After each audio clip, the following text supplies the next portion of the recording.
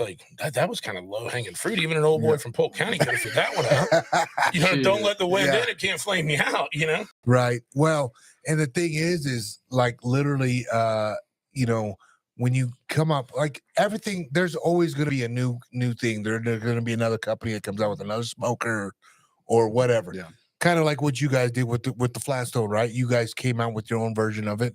But this is one thing I will say, like, if you have fucked with the Traeger and if you're done with the smoker, you are going to be a firm believer of that Flatstone because that brand stands behind that Flatstone. Yeah. That is honestly why we had to make the Flat Rock. We had so many existing Traeger customers that were saying, we would love for you to come out with a griddle option. And we got enough requests. It was fine. Like, we got to invest some money into looking into this, seeing what the market is and if it'll work. And that's exactly how we got into it. But I think another point of differentiation too is while we're selling a consumer product, we're also selling an experience. Yeah. There's something about, you know, and we fund that. I mean, that's why we have more recipes on our website, our app. Thank God for you know, that fucking deal. We want you cooking on that grill as often as you want to, and we're going to try to make it as easy as possible. And then that creates experiences, emotions that make people want to do it more. Oh, dude, not only has it made my life better and easier, like for my wife, but like it's brownie points for me, dog. Yeah. You know what I'm saying? Like, keep you out of that doghouse. Yeah, you know what I'm saying? Yeah. In the building, you know what I'm saying? Like, I should have like 12 of those little Marcuses running around here. Because, like, literally, but I'm not a cook. Like, I was not ever a cook, Chad. Like, I literally, like, I was always, I was a mama's boy. Mama made all my food. Yeah. Right. And then I moved out, obviously, and I started doing, but then, like, literally, like, I love to grill. I really do. I don't give a shit what I was cooking on a fucking Weber. I didn't care. I'd do it. I will say this. I have cooked on all kinds of fucking grills. But as soon as I got a Traeger in my hands, I was ready to fucking take you guys on a fucking pitball match because it gave me that much confidence, right? Like it literally did. But although I know I'm not, right? But like, but you are though. But it felt so good seeing my kids and all my people that come over every podcast. I cook on the grill on them for them, and they're like, "Dude, this is the best." And I'm like, "Fuck, I told you, dude, it's not me." There's you know, so we have found, and we've used this in the past with, you know, whether it be some veterans with PTSD or even some, you know, football players. You know, I've got a couple that I've worked with in this area that they will, you know, with PTSD that you know, and I haven't, you know, thank goodness I've never suffered that, but a lot of them say you just need a small win. Yep. Yeah. You know, and so get those guys a Traeger and them being able to, you know, we think it's just they cooked a pork butt well. But in their eyes, they provided that day. They gave something to their family and friends that was their work, their hands, and that gave them a reason to get out of bed the next day. Or right? You know what I mean? And like, not to turn this into a whole taster's choice moment, but dude, that shit's cool. No, that is really cool. You know what I mean? And it's just, and a lot of people look at it as it's just a grill, and that's exactly right. It is, but it's like everything that goes with it and what it can do and the happiness it can bring in the community. People together. What does food do? It's our ethos, man. Who doesn't eat? Yeah, right? that's what I'm saying. Like, from like you saw what we did at Fight Night. Like that's what we do. Like, this weekend you'll see it because you guys are going to be first in right there. It's family. You'll see why our team is so different. Yeah, and like everybody, like I do podcasts, MMA people come and hit me up, and I just did one yesterday. They're like, "Dude, your guys' team is so fucking unique," and I'm like, "Yeah, you know why?" Bro. Trevor said it himself today about the gym, right? It's a family deal. We keep it family, tight niche. You know, I'm going to tell you first, you know, thank you for getting us that access today. That was super rad. But like, honestly, from the moment I walked in there, didn't know a soul but you and Justin, but like felt like I was part of something. And then just sitting there and watching the guys roll and spar and seeing all the kids running, the little kids running around, like this is family. Like you want everybody there. You want everybody at their best. And then Trevor, just like his demeanor and his happiness and the way that you can coach through and be so jovial. Like his delivery and the way he coaches, I just have a lot of respect for. And that was immediate. You know, I had never researched the guy, didn't know anything about him. I spent 90 minutes in his gym today. Yeah. And I was fucking impressed. Yeah. Like sitting there going like, I just want to come hang out here just because it's good energy. It's a great vibe. It's where you want to be. It's a place where you feel like you can find your best person. Yeah, dude. I get like we were talking about today, like when fight camps are done, like right now, I'm ready for this fucking camp to be over with, right? Like it just like and you still got another month, right? Week like 7 a couple of it? weeks, but like literally, I'm ready for it to be done. And then like after a week goes by, I'm like twiddling my thumbs and shit. Like I'm let's like, camp again. Yeah, let's do another one because we have such a small group of fighters, and yeah, we work with a bunch of fighters, but like when it's time for Justin, it's just I miss like. Yeah, do I miss, hanging out with Justin every day like that? But it's literally more like just the environment, the guys, Trevor. So like being at the new building now, right? Mm-hmm. Dude, that place is special. Literally just like we'll go there every day just to hang out and bullshit and help him out. I'll box shit, help him ship shit, because that to me it's home for me. You know what I mean? Like it's been and I love the fact that he hand manufactures all those products. Like and the fact that he did all that construction on that place himself, like it's phenomenal. It's pride, right? Top shelf in there too. But it means more right? to you. It means more to you. You know what I mean? Like that's he's trying to build a home, but it's a business. Well, him putting his work into it makes it a home. Exactly. You know what I mean? That's how you should feel when you walk in, right? And you do. It's gonna be sweet. Like ignore all the $100,000-$200,000 cars outside, but when you get past that, it feels like it's blue collar. It's blue collar after that. None of that shit has been in my driveway, but it still feels like home. It's kind of cool. It's so crazy because you say that, right? Like when we're like Usman's in town, and like a couple of these other fighters that get in town, and I'm rolling in there, and I have usually a Toyota Tundra wrapped vehicle, and I take pride in my shit. But now I got a rental, right? So I'm like the first one there. It's like, hurry, park it there. Move that shit around the corner real quick. I'm gonna put it around the corner. But like, and then when they come out, they're like, fucking have like Rolls Royces coming out. I'm like, dude, I fought in the UFC. You know what I mean? Like, I literally have done the same shit as you. Obviously, I wasn't as good as you. But god damn it, how much has it changed? I'm out here on this Kia Sorento. But I mean that's every sport. I'm forced to hang out with a lot of like retired, Hall of Fame ball players, like George Brett, Ken Griffey Jr., and those guys are like the studs. Dude, what kind of money could I have made in this day and age? Yeah. You know what I mean? Yeah. And like Ken will tell the story that his dad, Ken Griffey Senior. I mean, he was part of the Big Red Machine, dude. That's a dynasty. Yeah. Right? Yeah. He had a part-time job during the offseason. See, that's crazy. I believe it though, because it's wild. Like it's just wild of what, like even like the UFC, Yeah. Like you see, the one thing I did keep, you have to check it out. I got a fight night bonus from the UFC. I got a bonus, right? It literally, Justin, sometimes makes multiple. Yeah. He got bonuses. One in Salt Lake. Yeah, 50,000, right? Mm-hmm. 50,000. What were you, 5? Yeah. That's my bonus that I got, and I thought I was fucking ready to pop bottles. hey, he's got it framed up. You guys, this is great. So it is so corporate. It is, right? To acknowledge your outstanding performance at UFC 78 validation. Held at the Prudential Center in Newark, New Jersey on 11/17/07. You've been awarded a discretionary bonus, and they must have had accounting involved because discretionary is in quotes and bold. Yeah, of $2,500, also in bold. Please see the enclosed check number in the amount of $2,500 as payment for this bonus. That is freaking ridiculous. It's crazy, it's right? By Dana, though. That's dope. It's dude. Crazy, right? You take that straight to AC too, right there. I'm gonna put it all on black. Let's go. I said I gotta frame this. And they bolted up the 2,500 in case you can't see it. Yep. They I was living large, right? So I bought my first flat screen TV. That's how all that was, right? It was heavy as fuck. Yeah. And I went to the club and bought a bottle. and then I overdrafted my account. Hey, who ain't been there though? and then the bonus was gone. Then it was gone.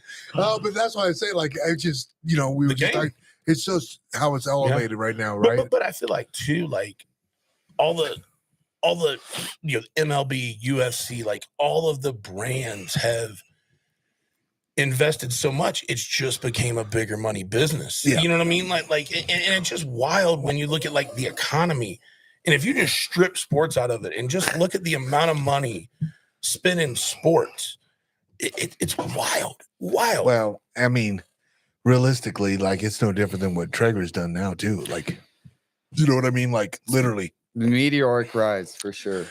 Business does good, everybody else gets better too, right? Yeah. Talking about you got to raise whatever. Cool. Yeah. You put in for it. Like now, look at my bonus. Now it went to 50,000. Yeah. God, I need to come out of retirement. Yeah. I got one more. Hey, you I got look one good. more. You look fight ready, baby. It's all show. It's all show, He's right? gonna drop 5 pounds. He gonna be ready to go, baby. Right. So we talked a little bit about Chad a little bit, and we'll come back to the old boy here. But we got Alex here, and Alex, this was probably the guy that kept our relationship going in this whole thing. Like Alex, I gotta say, like I'm very grateful. Yeah.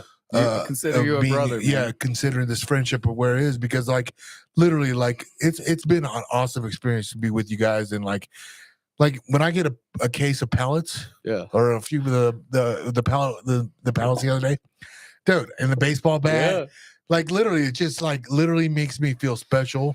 Like, because there's a lot of people that you could fuck with in Traeger, dog, and there is. But dude, it's a genuine love from your side, and it's fun for us to be able to see like the joy that you get out of it too, right? Oh fuck, I'm bragging, dog. Right? I'm like, what's up, dog? Look at this.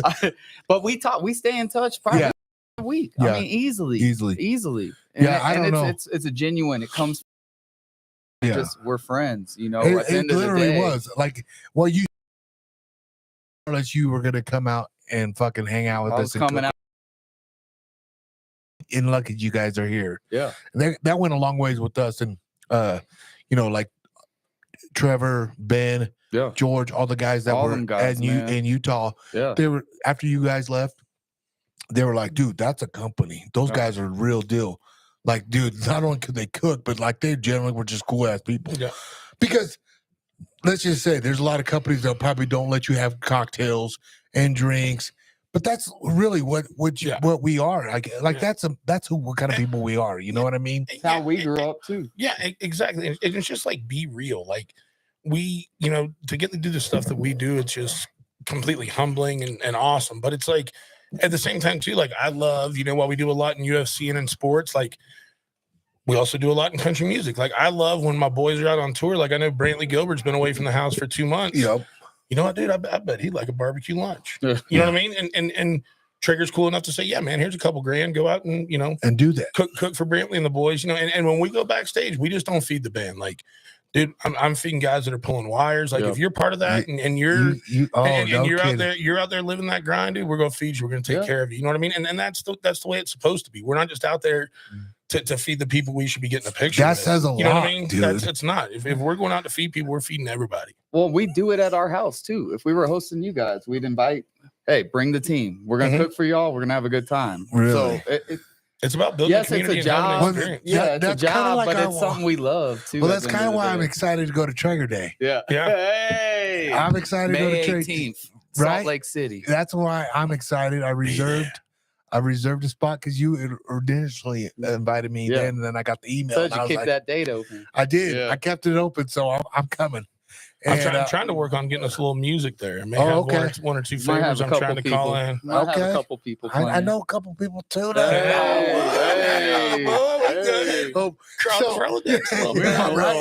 jamboree throwdown. There we go. Yeah. Oh, goodbye liver. Yeah. So Alex, you said, and you tell me this all the time. Yeah.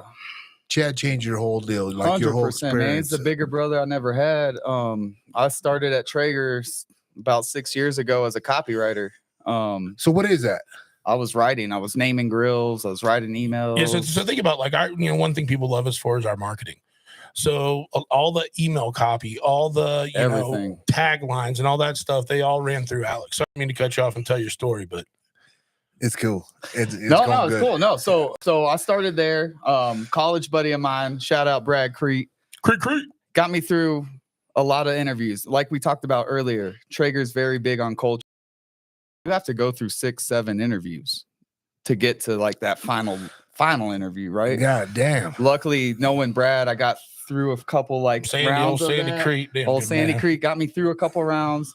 From there, I kind of took over the reins and was able to get hired 9 months in, we signed a deal with Home Depot to go every Saturday wherever College game day went. Oh, shit. That means we don't know where we're going till Sunday or Monday of the week coming up, right?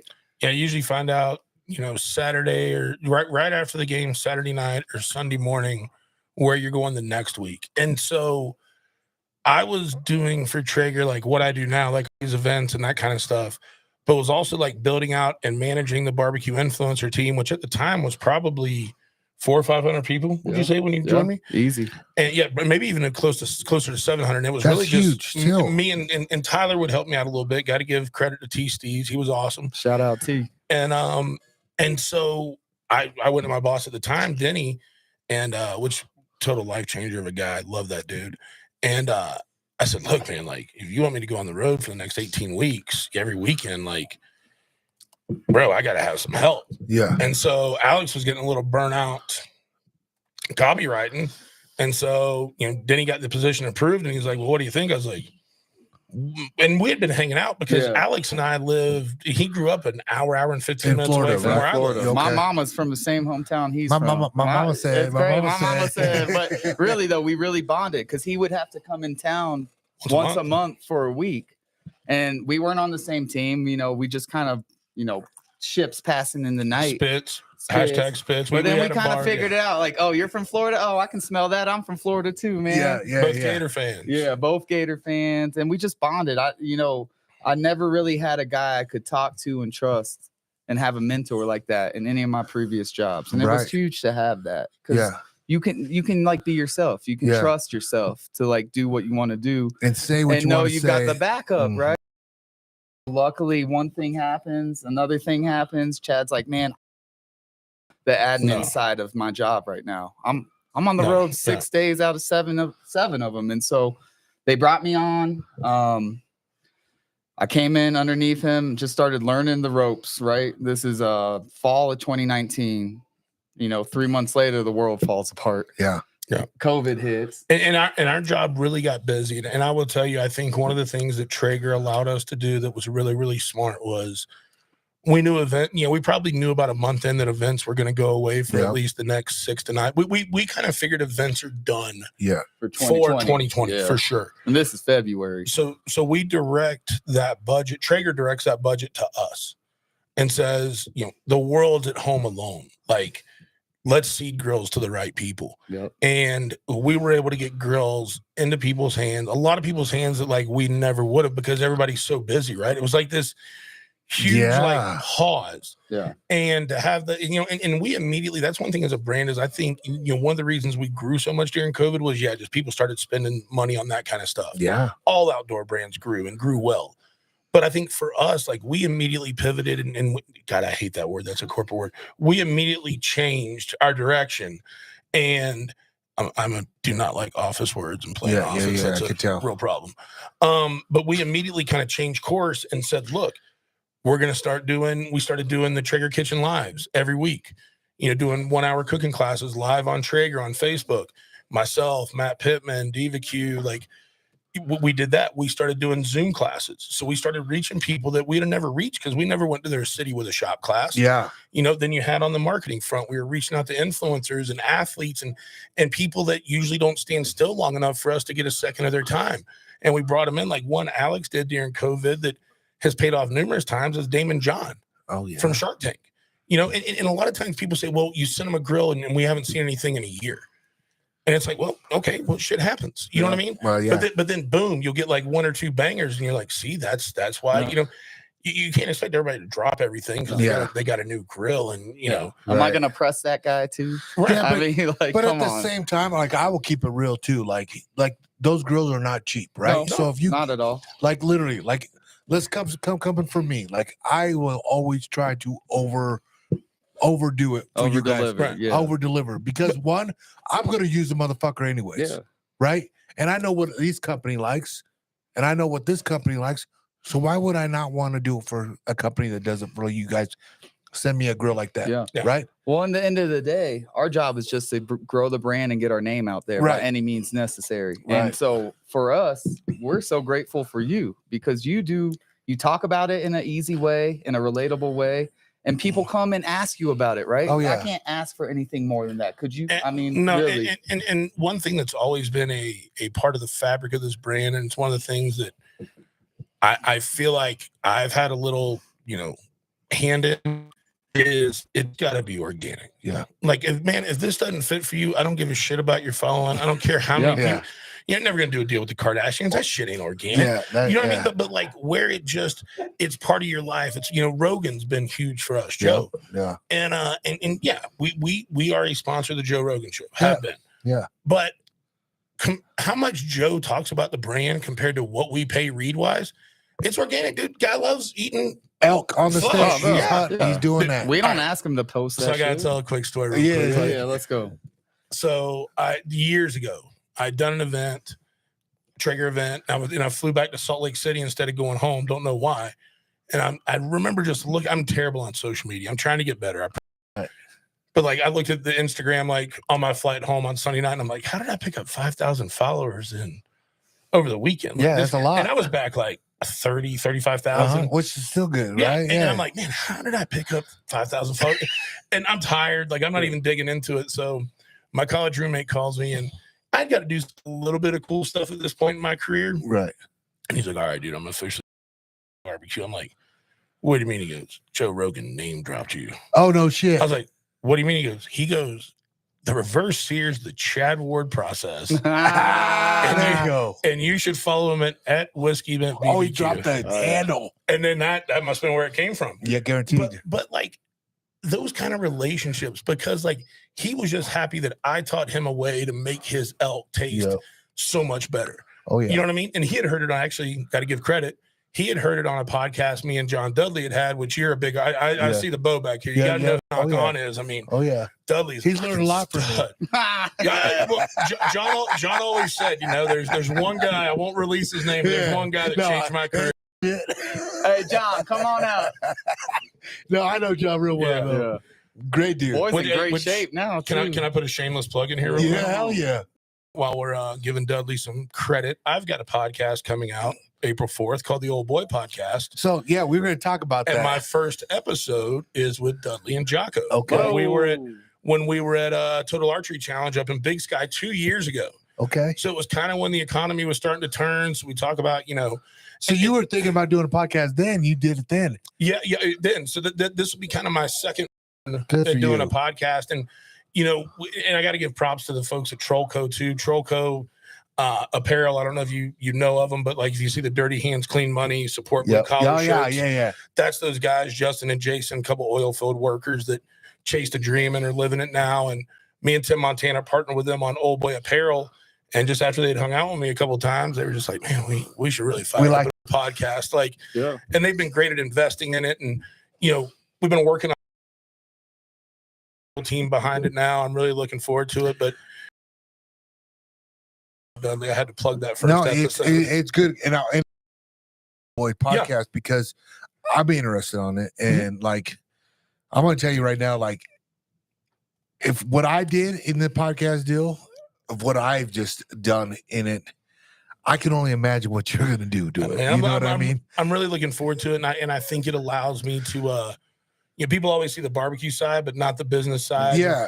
And I've got to, learn a lot through doing a lot of startups and turnarounds and things like that I don't care that people know it, but like, it's fun because I want to see as much entrepreneurship as possible. Yeah. Man, could I have went down the corporate path and I'd probably be a senior VP at some Fortune 500 company right now playing office? I can't do that. Sure. I couldn't do it. But it's not me, man. And did I lose a little bit of money doing that? Yeah. Have I gotten gray quicker? Absolutely. Would I change a thing? No. So really that podcast is towards that person that's on the fence. Like, dude, let's give you as many tools as we can to get you off of it. Go chase your passion. Go chase your thing. 1,000% all the time. Yes, I mean, it's crazy you say that because people ask me all the time, like, man, I want your life. And I said, dude, I have a great life. I'm not gonna lie, man. I mean, you see my kids, you see my wife, beautiful. Where I live at, like, I'm not like balling, life's good, though. I'm rich in a lot of different ways, right? But I say, oh shit, old boy. No, my leg was. I was going to sleep. That's why I stood up. Don't scare me like that. And I was like, oh, I am rich in a lot of ways, but like what people don't understand, being an entrepreneur, dude, it doesn't stop. Scary It too, doesn't man. stop. It's like You got to be built a certain way to. There are times you will look in your personal and your professional bank account and see red. oh, bro, And you have to just believe in that next PO, that next payment coming. You know what I mean? Like that's just it. Believe in You yourself. didn't talk to my wife about that because she's like, "What's going on with this?" But like, that's why I said, like, it's just. I know eventually it's coming. Like I don't know how it's coming, but I know it's coming because I've gotten this far with it. You put the work in. You know what I mean? Like I don't quit.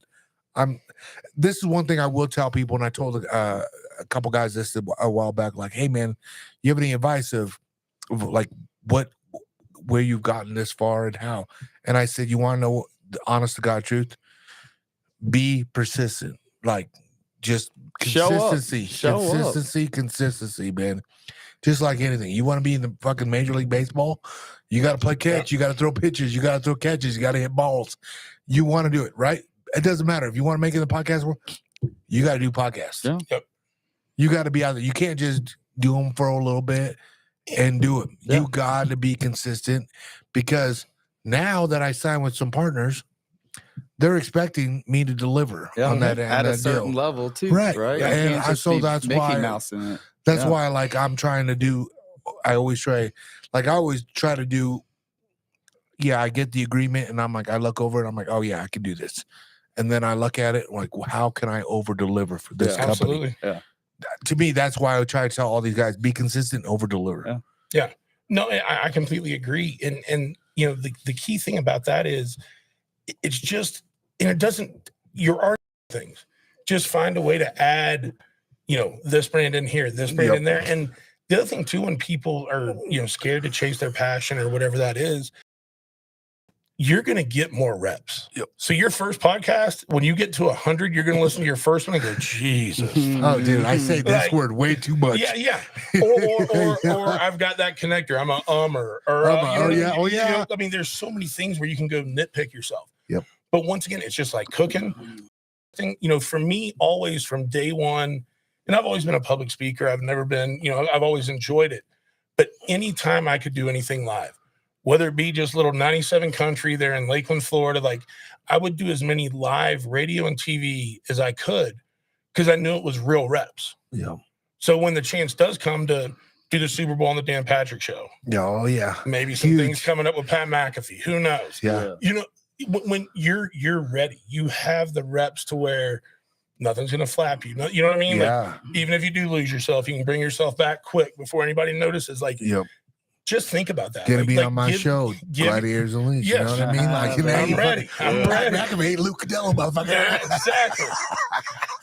but like that, you know, just getting those reps and doing as many podcasts as you can, you know, and giving the host loose guidelines so that they hit you with some stuff maybe you haven't thought about that people may not hear. You know what I mean? Like, doing that, like that, you know, just getting those reps is huge. Oh, it's like anything, dude. It's like sparring or hitting pads. Brisket. People like, man, exactly. I'm like, dude, when I started, I was 165 pounds. Look at me now. Like, you got to get some reps in. You got to eat some mistakes, old boy. We were talking about this. We're like, dude, you don't ever want a skinny fucking Jeff, right? Yeah. Well, somehow Matt Pittman's made a career out of it. That's why I know Matt Pittman's under 200 pounds. Yeah, I think he's the only one because you look at like the rest of us, like me, Malcolm Reed, Heath Riles, like, you know, them old boys ain't missed many meals. Well, and then I take this back because you'll meet Justin Chef, right? Yeah. The nutrition Beth, right? She's legit. It's all like for athlete. But what you just said, she's a nutrition. That's what I'm saying. And we're barbecue people. So she represents her industry well. We represent our industry well. That's what I'm saying. There's a difference, right? Like that's what I'm saying. Yeah. Like you got to watch what you ask for when you say chef because there's barbecue chefs, nutritionist chefs. There's athlete. I mean, don't get me wrong. Man, you say chef around me, I start looking around. Yeah, because I don't feel like either of us feel like we're that pretentious or on that level of the work put in for, like, you know, I didn't go to any classical cordon bleu. Yeah, that's what I'm saying. Oh, this shit better be gluten free. I mean, I learned how to cook. You know, my parents got divorced. I had to learn. I had to cook for my brother and sister, but I fell in love with cooking. Yep. And now my job is cooking based. It's crazy how things work like that, but it's a labor of love. And he tells you how to do something. You kind of just do it yourself, and it kind of comes through. Whether it's cooking, whether it's your personality, whether it's your day-to-day podcast stuff, it shines through. In the work I would 100% agree with you there, because the thing is like, you know, you guys are in a field, like, you guys get to do some badass shit though. Yeah. And whether you know, like, literally, like the thing I saw that I was pretty much jealous of. You guys were on game day, right? You guys do game day. ESPN. Awesome. I'm fucking watching ESPN, fucking this thing. I'm trying to put my bets in and shit. Like, fucking, and then I see you motherfuckers walking up and I'm like, how fucking cool is this shit? It was amazing. I gotta say that one to me was really special, because when I went to do the game day at 19, what I thought it would be and what it turned out to be was very different. So, but once again, good soldier, did my 18 weeks, you know, shake a man's hand, say you're going to do it. Yep. Even if it doesn't play out the way it's supposed to, even if you get a little bit of the short end of the straw, do it. You know what I mean? So when it came to Utah this year, right off the bat, like, ESPN was like, we got to have Traeger do it. And Traeger was like, it's got to be Chad. Like, he's earned it, hadn't had a chance to do it. And Julia came out, done a couple with me in 19. So I, like, really wanted her to be a part of it. And Al had been such good support, you know, while I was on game day. Like, I felt like we were three people that were invested in that year. Back then. Yeah, but that were invested in that year where we didn't get to do anything on air. Yeah. And then to have that opportunity this year to do it on air, I mean, it was awesome. It was so much fun. It goes right up there with, well, the thing we released today. Today, you know, we released a video of me and Ken Griffey Jr. Like, I posted on social media, like, when I was scratching together every cent I had to buy as many 89 upper decks as I could of this guy. Yeah, rookie card, baby. The rookie trying to get it. I never thought we'd be really good friends and end up doing cooking videos together. You know what I mean? But, like, those are just those special moments where, once again, you could be pulling down $400,000 or $500,000 as a senior VP, but you ain't doing that shit. No. Now you may be sponsoring something and sending a luxury box, but you're not making friends. You're not making connections with people. Yeah. Well, and we also got the call Monday of that week that we have to do it. And Chad and I were supposed to go to Jacksonville for Florida, Georgia. down there for the old we go down there. We get our boy Marty at Rydell. What up, Marty? Marty takes good care of us, and we're Rydell employees those weekends. And he has us come down and cook, and we get pretty good seats for the game. And it's a blast, but we had to cancel on those boys. But they were like, it's the most stoked anybody's ever been to get canceled. They were like, because they saw us too. They saw us too. And then you know what's rad is they send pictures. The Georgia guys and the Florida guys both sent pictures of their equipment staff watching game day with us up there, popping out with all while they're going to play. You know, that's good friends. Yeah, those are people, your boys right there. I mean, that's really. And we had to cancel on them, man. Like 5 days out. Like, they get it, dude. They get it though. They were stoked. Like that's rad. That's like, if you had to ditch them for something, why not be? I mean, hey, when you can point to the TV. Here, it kind of makes it a little easier. Yep. But like I remember, I wore my Florida Jays, so we were still repping. Part I just didn't care for. But no, man, and that was cool, and that's what kind of opened up the talk and the opportunity with Pat, was because, you know, a lot of times people don't see, but like so many years for game day, we cook on Friday. Yeah. For the whole crew. It's called Roadkill Grill, and there's a guy, Tommy. Actually, Tommy was in a Home Depot commercial this year. Tommy's been with Game Day all 25 years, and he was always the guy. He was the guy that kind of started Roadkill Grill. He's one of the drivers that drives the equipment from here to there, you know. But he actually got his own Home Depot commercial this year and got to cook with Tommy numerous times. But Pat just thought that was cool. Like, and then one thing I will say, I've always liked Pat McAfee. But so he does his show live on Friday from game day. The shit. I love him too. Didn't get to see him because Julie and I had to get back because like we had to cook for the next day, right? So his show's over at let's say 1:00 Salt Lake time. We ended up having to leave at 3:30, and he was still out there. He made sure every person that stayed. That's he a had Justin hands Gaethje for right 5 there. Yeah. hours. And dude, just didn't like put his arm around him and take a picture. Like had a meaningful conversation. Hey, Pat, nice to meet you. Oh, you like. And these are Literally, college kids who will remember this their whole lives, like for real. Like I've never seen anything like it for a guy in that discussion with every single person and a picture with everybody that stayed. They signed off at 11 a.m. And he was still like, we were sitting there holding food for him till 3:30. And we ran out there. He's like, man, I'm sorry I didn't get to see you. Like, Pat, it's cool, man. We saw what you did. Like, you made and that makes you love him a lot more, like him a lot more. He's he's just like you. Justin You and Gaethje. Justin, No, man. that's Like, Justin. You got to get the fuck off this road, dog. Like literally, that's why we've been leaving. That's why we get our own houses now because, you know, Justin is Justin. Like he's there for the fans, which we all love about Justin. That's why he is who he is. We cannot spend 2 hours in the lobby coming down for fucking breakfast, you know, to sign We all got to put Marcus out there and be like, hey, Marcus.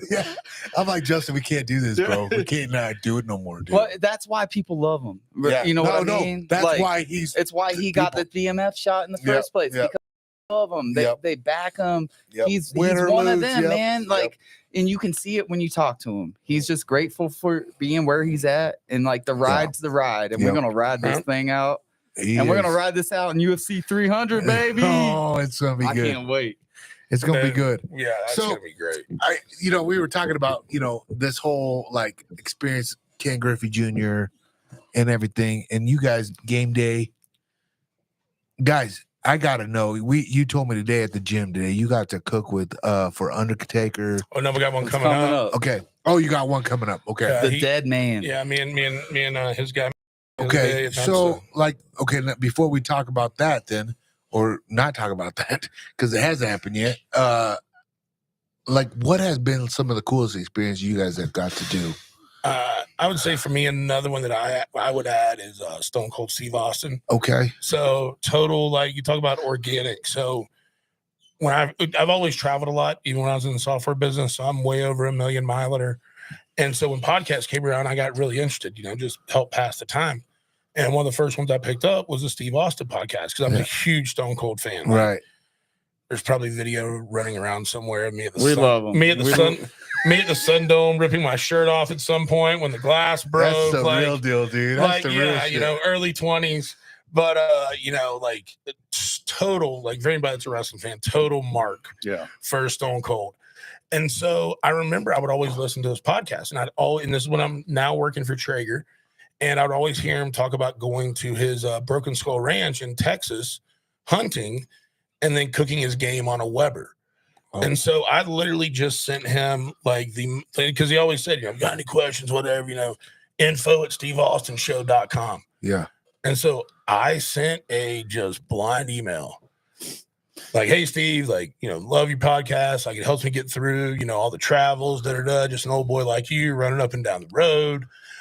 Hey, by listening to it, like, there's no strings attached here. I'm not trying to get shit out of you, but like, I think I got like, you work too hard because he talks about all the food plots he does. And I'm like, dude, you work too hard to harvest those animals to keep fucking them up on a gas grill. Like, I think I've got a solution for you. Like, here's a couple of videos, like, feel free to reach out. It's like 3 weeks goes by and I'm like, yeah, I'm never going to hear from him. And like, I totally forgot about it. You know what I mean? Yeah. And so I'll never forget. It's a Saturday night, probably a couple cocktails in, probably about 10 o'clock at night, my place, sitting at home by myself, phone rings, no caller ID. And I'm like, fucking I'll answer it. It can't be a junk call this late on the Saturday night. Right. Hey, Chad, Steve Austin. I'm like, okay, man. Who? He's like, oh, man, it's Steve. I'm like, oh, shit. All right, man. Like, he's like, dude, I'm about to pull the most, the biggest dickhead move ever. He's like, think there's any way you can get me one of them Traegers in Aqua Dulce's, California on Monday? Oh, my God. I went, and dude, you want to talk how the universe works? I was already scheduled to go to San Diego for a Traeger tuna trip on Tuesday. Are you kidding me? So I said, Steve, you're damn right. Send me coordinates. I was like, hey, you need to text me because I don't know your number. Right. He's like, got you. He's like, man, I'll have an hour. I'm like, all right, perfect. So I changed my flight from San Diego to LA. I called Rory Taylor at the time. He's our guy kind of running West Coast. Hey, Rory, I need a Timberline, totally decked out, burnt in, ready to go. I got an hour with Steve Austin. He's like, dude, I'll get your territory. I'll get my territory guy, Taylor. He'll pick you up at LAX. He'll have everything ready to go. I'm like, he's eating real strict keto. He wants salmon. He wants chicken. Here's what I want it seasoned with. Here's how to marinate it, blah, blah, blah. Like, boom. I've got an hour. Like, I'm trying to make sure I'm going to make the most out of this hour. Yeah. So he picks me up. The funny part is Taylor, he was kind of new to the company. He's calling around. He's like, man, Chad's coming in town to cook for Stone Cold Steve Austin. He's like, is there anything I should get him? And back in that day, he's like, yeah, man, make sure he's got 2 cans of snuff, a 175 a Crown, and a 12-pack of Diet Coke, and ice, and a Yeti cup. My ninja. And you'll be set. So, dude, your boy rolls in. Your boy rolls into LAX, picks me up in a fully wrapped Traeger truck with a 12-foot Traeger trailer. Throw my bag in the back, jump in. He's like, hey, bud, got a can of snuff for you right there. Got your drink already mixed. I heard you like them heavy. And I'm like, yeah. And we go on down the road. So about 2 hours later, we get dog with Dulce's.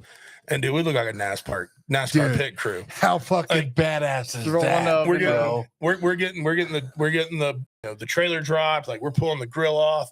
I'd already ran the power. Like, we're there like 5 before Steve's even got out of the RV. I've got the Traeger fired up. And he comes out, and I'm starting to get the food on, this and that. And he's like, and we get to talking for like 10 minutes. Hey, man. He goes, your buddy keeps going over there and filling your cup up. What's he putting in there? I said, Crown and Diet. He goes, shit, that cost me 2 marriages. I said, fuck, me too.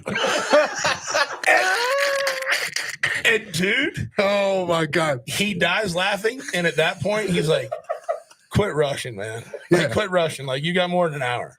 That is awesome. And so we had a great time. He was such a good dude. He loved the food off of it. And then he said, hey, man, if you're ever in LA, I'd love to do the podcast with you. Oh, hell yeah. And so then I got to do his podcast with him. We had little Blantons afterwards. He's just a really good dude. And then to me, that was fun because I never ever thought this would happen in life. Man. You know what I mean? That's he was such a dude that I just like, I love like what he stood like. Even though it was like a character, he didn't give a shit. Yeah. You know what I mean? Like, dude, this is who I am. And I think that's why he did so well with it. Yeah. While it was a character, that's who Steve is. Yeah. You know what I mean? He just over personified it a bit when the cameras were on. You know what I mean? But that's just who he is at his core. He's an alpha. Yeah. You know what I mean? He's a real, like, if you haven't heard that motherfucking story about him, he makes you like him even more. Yeah, dude, just like you more too, though. But that one I got to tack on there. I'll let you go, Al. I could tell stories all damn night. I mean, that's a tough one to beat there, Alex. I mean, most of my stories are awesome because they're with Chad. So I just get to like ride the coattails of the old boy. But I mean, I would say we've done some really cool things with Justin Herbert. We've done some really cool things with you. And it builds on ourselves. Like, we don't really look back. We just try to look forward to what's the next one and who wants to hang out with us. Really. And that's another guy we got to give props right there. Yeah. Who's that? Herbie, Justin baby. Herbert. Yeah. Just an amazing person. Right. We go to do his golf tournament the first year. And he tells me, he goes, hey, my dad's a fan of yours. Oh, yeah. He goes, so like, if he gets just feel free to send him over to the first tee with me. He's like, just don't. I'm like, Justin, are you kidding me? So Julie's doing that event with me, and it was just colder than we expected.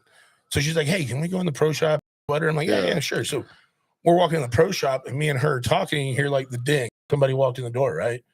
And she's just like, hey, what do you think about this color or that color? And I'm talking back to her, and all of a sudden I hear, is Chad Ward in the pro shop? And I go, oh, this must be Mark Herbert. Hey, baby. We meet in the middle of the pro shop, big old hug, but like just a really, like, you meet his family and you realize why he's such a good dude. Yeah. Now me and his dad and mom and brother went through some heartache because I was sitting next to them in that 30-3 meltdown in Jacksonville. 2 years ago. Yeah. But once again, they're just such good people. And Justin, we went and cooked for the linemen and the coaches end of year party at his house. and just a gracious guy. And I'm so looking forward to what Harbaugh's going to do there. Yeah, And they're ready. And they're he's locked in. He's one of the best on the field, but he's even better off the field. Yeah. I mean the whole family. He's such a good kid, man. A+. You understand why he's so good at such a young age. It's because he puts the work in. Thoughtful, and like living in LA, the way that guy looks, he could easily like just mess around, not really put the time and work in. But that's not who he is. He get by, and use his status. I mean, if that was me, you call me Johnny Football, I'll be out of the league in 2 years. Yeah. They would call me, what was that guy, Rico off of fucking you want to throw the mountains over there looking real tasty. But that's what I'm saying is like, you know, you guys get to do so much cool stuff with the company of Traeger, and here's the thing, like I'll be the first one to say it. Like, I ain't trying to suck y'all dick, but god damn it, dude, I love your guys' shit. Like, it literally has done so much, like literally for me as a dad and a husband now, like I get to cook, I get to take some of that burden. My wife works in healthcare. And now you're super dad. Well, it's one of the things that's why we invested so much in the Wi-Fi and all those things too. Is it's like, you know, just because you live a busy life doesn't mean you should eat shitty food. Yep. You know what I mean? Put a tagline on that. That's a good one, right? That is definitely good. So, you know, being able to control things from the app, being able to do those type of things, you know, to me is absolutely awesome. Yeah. And it allows people on the go to still have that delicious meal, you know, when it's all said and done. Yeah. End of the day, if you can work an oven, you can work a Traeger. Well, I don't know, man. Honestly, this is one thing I will say. With the app, and this is me just, I'm fucking no kitchen. Hey, sure. Hey, do I need to transfer this to 1-800-Traeger?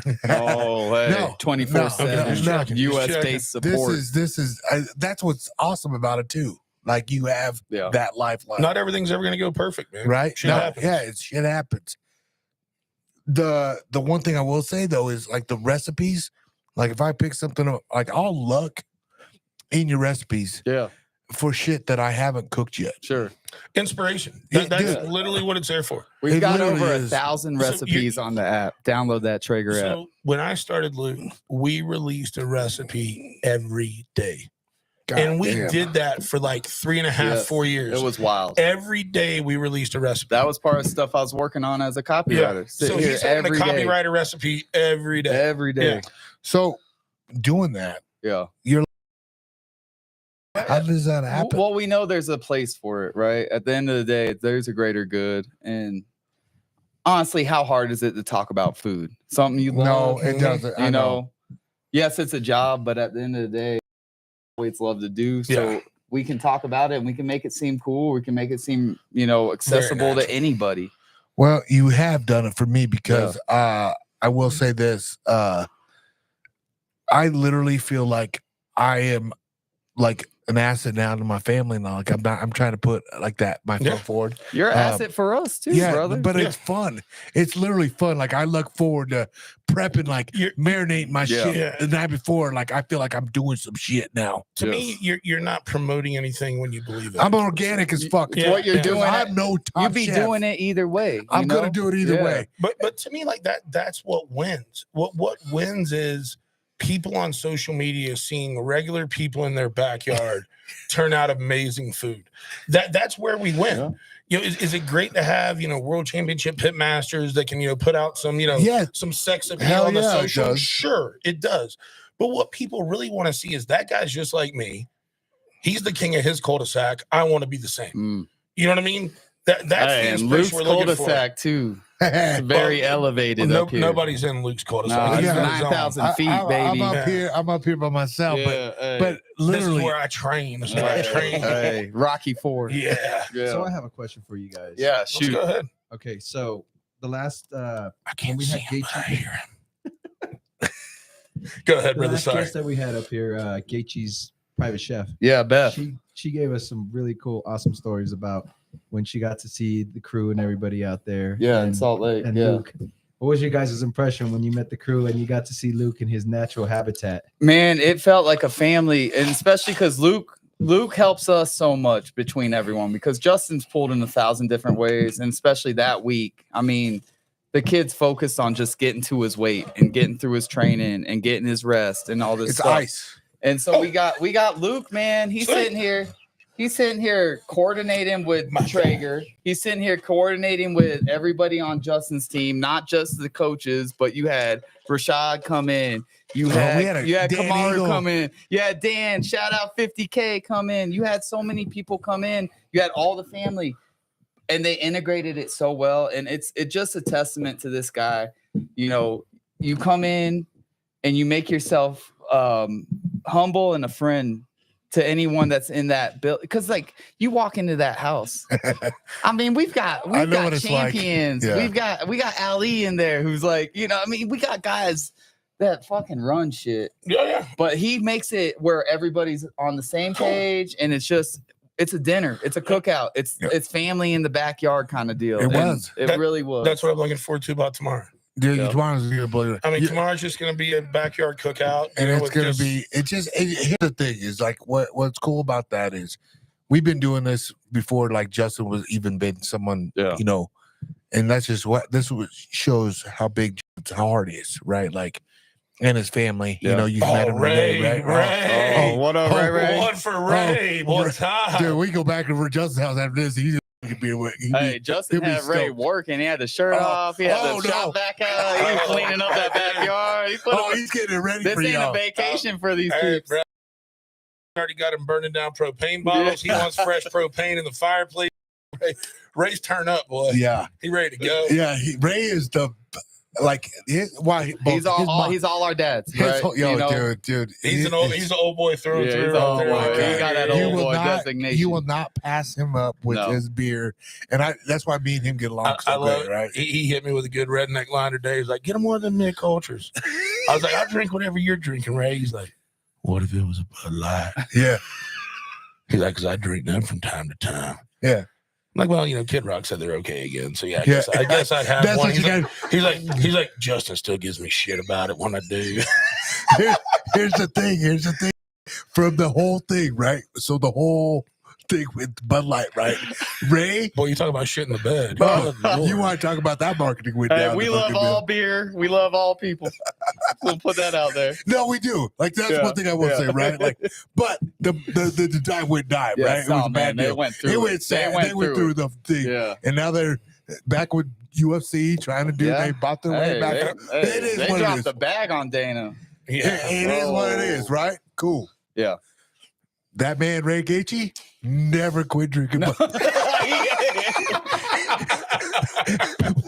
We were like, "What are you doing, Ray?" You know, like everybody. It's good beer. They act like they were paying me, like, you know, and I can't do that. You know what I mean? Like I was like, "God damn!" Ray had them special edition Raider fucking Bud Lights all night. Yeah, and I was like, "God damn, is fucking Ray getting paid by Budweiser?" It felt like it. It felt.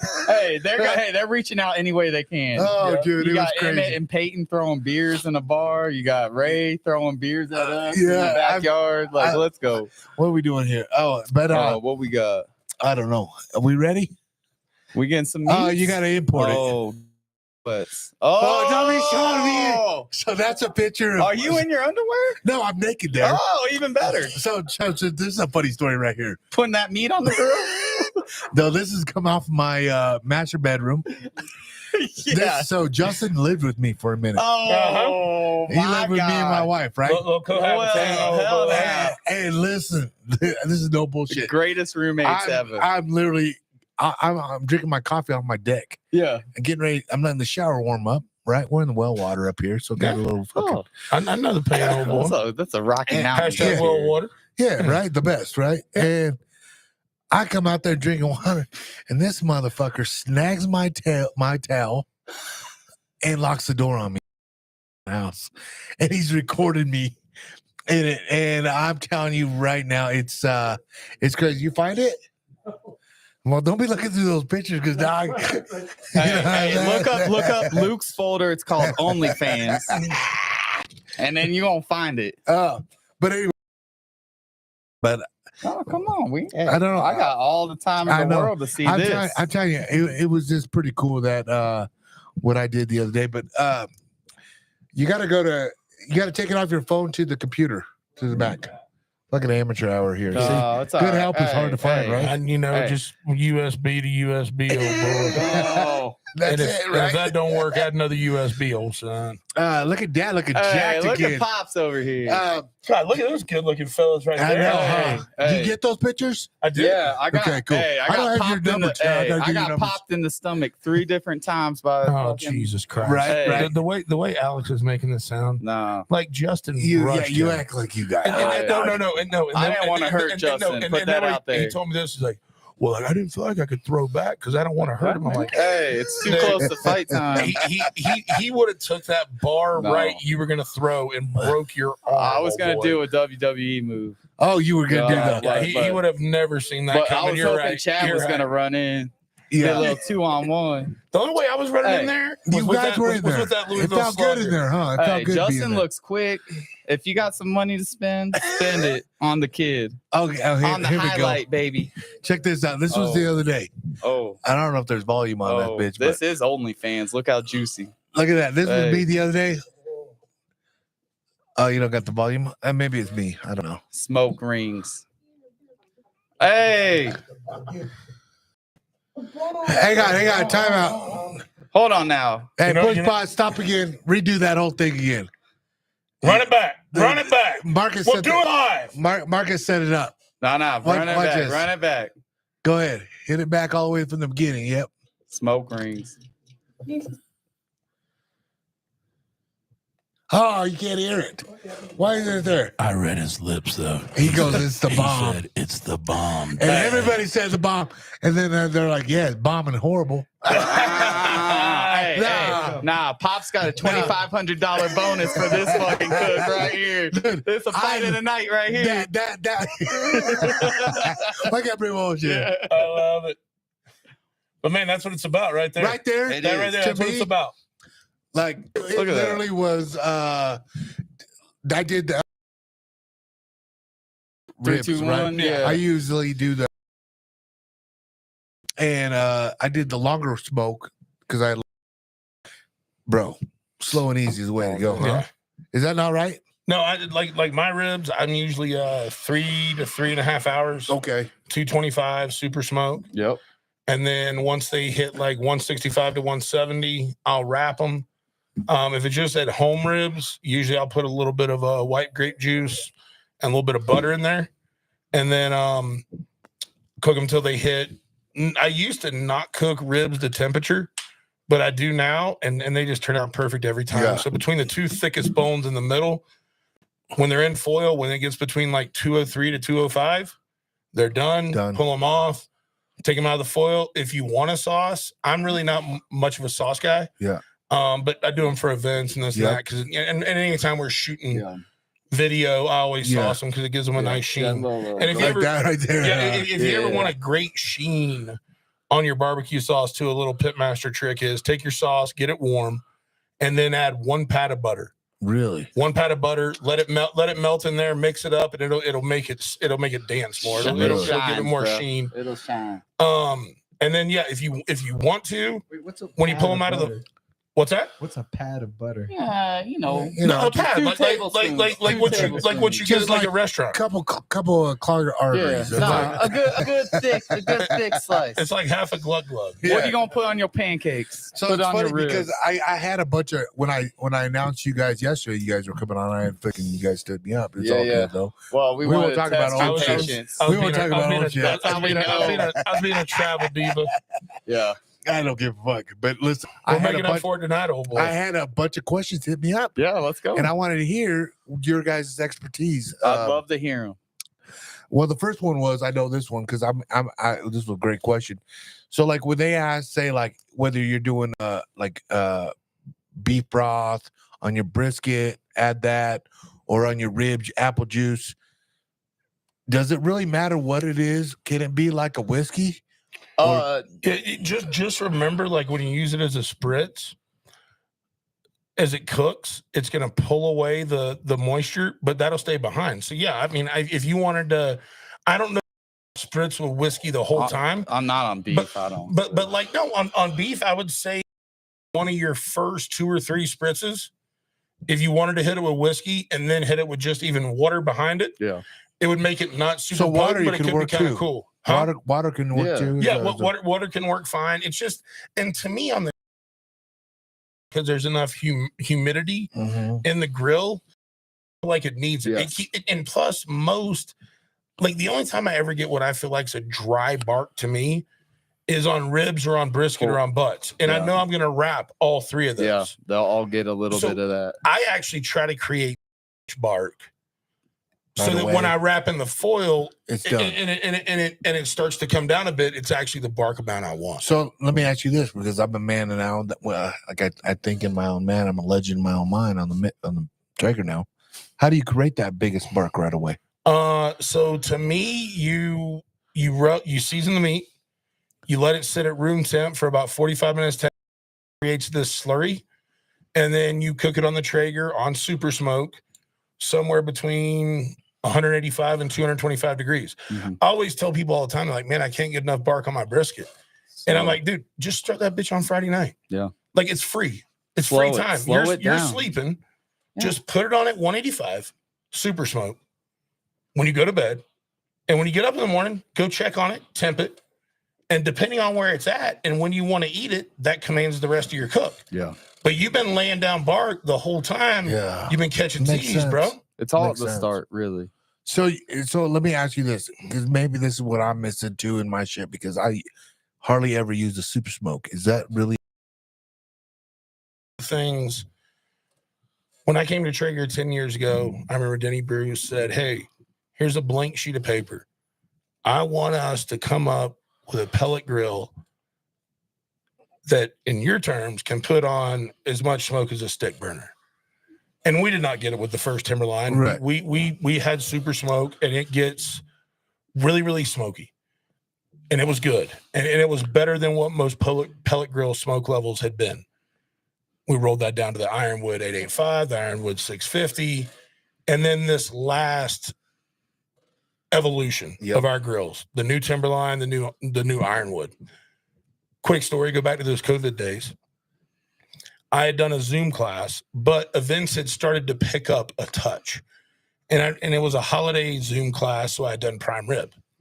And I had literally taken a slice out of the middle of this prime rib, showed it to the people in class, took a bite out of it, yay, ate the rest of it for dinner, and then just put the prime rib together, put it in the foil, called my dad when I was in the Uber going to the airport. And I said, hey, Big Ed, go over to the house, grab that prime rib. Here's how you want to reheat it, and you guys have it for dinner.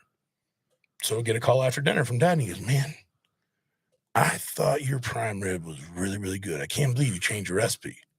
Really? He's like, this is the best you've ever cooked. Really? And I said, what did you like about it? He said, the smoke. He's like, the smoke level on this is amazing. Bro, it's the same prime rib recipe I've been cooking for my parents for 10 years. It was that new Timberline that I was beta testing. Really? Laid down that much more smoke that he just thought it was like cat's ass. Like it does. Like these new Ironwood and Timberlines, like they pump. Earlier this week, it's been kind of a cool week. Actually, it's been a very cool week. Front office down in spring training on Tuesday. Shot a video with the Braves down at their spring training facility on Wednesday. God damn. Flew out here yesterday, hanging out with y'all this weekend. But I because I had a busy week and I got 2 old boy podcasts in the can while all that was going on. But one of the things that I had to get the meat smoked for both of those events. So I had 4 butts, I had 2 briskets. And I said, man, I'm going to take the lazy guy's way out. I'm going to bed at like 10, put the brisket and butts on, super smoke, 200 degrees. Dude, the color on those was absolutely, if I text it to you, can you put it up here? Yeah, I'll text it to you real quick. The color on these was stupid, Luke. Stupid. I want to see it. Well, I guess we had to exchange numbers now. No, you don't got my no. Hold on. I'll send it. Can I send it to you in our group Send text? them that meat pic. Yeah. Send them that meat pic. Send me that meat. Some of that chorizo. Oh, yeah, you go hit me with that Dwight Howard down me. So Alex, why he's doing that? Yeah, Let me ask you this. Yeah. You're from Florida. Yeah. You moved to Salt Lake, right? Yes, sir. And you went going to school, doing this and that. Yeah. Have you ever that you would be still in Salt Lake? No, not at all. Working with the company that you're doing. I thought I would move to Denver, honestly. Really? And then I kept coming out here for Broncos games through college and saw how Denver changed. And it was like, man, I don't really know. And here's the thing about Salt Lake. Nobody talk about this outside of this podcast, but compared to Denver, you're 15 minutes away from 4 different mountain ranges, like ski ranges, all these things. It's just so much like more accessible than Denver is. Traffic ain't as bad. Real estate isn't bad. But the one thing that sucks is our air quality because we're a bowl. Right. Oh, yep. And so there's so many upsides, but the one downside is like your health quality. But at the end of the day, Salt Lake's awesome, man. Like as you get older, you're farther away from like the club life or like the liquor stores are closed on Sunday. Who really cares at this age? But I would say the quality of life and the ability to get up into nature is just amazing, man. I wouldn't change. I wouldn't change that, it. Tomas. I think I just said it. Yeah. Oh. Yep. Oh. But I mean, black make it gold big, right make it here, big. baby. Look at that color. So a lot of people would say that's a little overcolored, and it is, Right. especially the button on the left. But once I go and wrap that in foil Yep. with a little bit of liquid, that's all going to lighten up. Really? But dude, I like my barbecue like I do my furniture, a fine mahogany, old boy. I thought you liked it like a women, dog. Hey, Chad likes a lot of things. Let's just say That's that. why I say. What do they say? What is it? The older the better, But the hey, sweet juice, if black you is could the see better, this sweet juice. picture right now, my mouth's watering, and I look at this shit all day, every day. And Every it day. looks money. Yeah, and just those new ironwoods and timberlines, it's a smoke That's level. a timberline, right? Yeah, that's a timberline. That's a big daddy. That's the one me and Griffey cooked on. Is it? I should have had him sign it. Hey, Hall of Right, Fame. right. Well, hey, Hall of Flame. Dude, Kendrick, like, you can't. So, like, what people don't understand, like, that guy was like the idol. Greatest. He's The- Michael the- Jordan yeah, of MLB in the baseball, 90s. right? Like, for real. They're on the same fucking trajectory. So the way that me and Ken got introduced to each other, once again, shout out to Tyler Stark. Yo, what up, T-Steez? Hey, Chad, I got reached out to by Ken Griffey's manager. Like, he's a big Traeger guy. Yeah, he had no idea. Is there any way? No, I had no idea he was a Traeger guy at all. Right. Hey man, would you like to he lives like 45 minutes from me. He lives in Windermere. He's like, would you mind delivering? I'm like, bro, Kidding me? serious, dude? Yeah. Like that's my boyhood idol. Carry Bro. this Like, on my back. like, yeah, man, I'll do it. And go over there and get me and Chris Farina, my buddy, one of my buddies that works at our store. Go over there, deliver it, build it, hang out with Ken. Like, once again, man, I never am a guy to wear out my welcome. Like, hey, I came here, I did my job, let's go. And he's like, Yeah. well, where are you going? I was like, man, I showed you how the grill works. He's like, I thought I was steaks. He's like, I thought we cooked a couple together. Yeah. I'm like, man, let's go. So cook steaks, have a good time. And then we start texting. Like, hey, man, hey, I'm just following up on the grill. How are things going? Man, I'm cooking this and this. I think I want to cook this. Like, help me out. And then one of the coolest moments is we were kind of becoming good friends right before Father's Day, and MLB had just done a documentary on him and his dad, and they were going to release it on Father's Day. And he wanted to learn how to cook hot and fast brisket. So I said, look, I've got a class on Saturday. This is on Friday. I said, I'll bring my brisket over. I'll bring a brisket over for you, and I'll show you how to do this hot and fast thing on a Traeger. And he's like, cool. So, ended up cooking like an 18-pound brisket in like 5 hours, Holy 4.5, shit. 5 hours. You got to stay on top of it. But like, there's 2 hours of time there where you can kind of just not worry about it. Like, the meat's really just warming up. And so we get done. He goes, hey man, he goes, we got you said we got like 2.5 hours, right? I was like, yeah. He's like, you want to watch that documentary before it gets released on Sunday with me in my theater room? And I can pause it and I'll tell you the shit they took out and where they got it right, where they got it wrong. And I'm like, yeah. Yeah. Let me think about. Sure. Yeah. You know, but it was so cool because I feel like at that point I learned so much about him and his dad's relationship, what it meant to him to get to play with his dad. Yeah. Like how much his dad meant to him is why he got to where he did in the game. Like it was just like. Can you imagine getting to cook a brisket with your dad, man? Yeah, you know what I mean? Like something like that. And that was one of the coolest. Realistically, it's crazy. It's crazy. But it was so cool, like just to see that interaction or get to, and then from there it just grew. And then when it came up to this Louisville thing, like, well, when we did the grill launch, I said, hey Ken, man, we'd love to bring you and Melissa out. He's like, dude, I'd love to meet more of the Traeger Nation. Like, I'd love to meet the Traeger Hood. And they came out, no pretension. Alex got Ian Rappaport out there. Oh shit! You know, I've got Griffey. Shout out out there. Rap Sheet. I've got Billy Gibbons from ZZ Top playing it with Michael Ray and Tim Montana. Like, damn. But once again, that's where when you let us do our job and let us take this awesome brand and share it with others. You know, you guys are in that network, dude. Yeah, that was cool. Organic as fuck right there. Yes, what we were talking about. Yes, my man, Wendell. Which one did you get us? Absolutely. There you go. Choose which one you like. We got Alex hooked on the Happy Dads. Hey, shout out Happy Dads. I'm always happy to drink this shit. Do y'all got Uber up here? Yeah. Oh, we're good. We're good. Nah, I don't know what that means. but that's what we were talking about, being organic, right? Like it's so pure. Like, and I think that's like, I know when someone's getting paid, right? Yes. Like, you know, and I will tell you guys this right now. It's enough's enough, man. Just be you, man. Just like, you know what I mean? I'm no Chad Ward on the grill, goddamn. But guess what?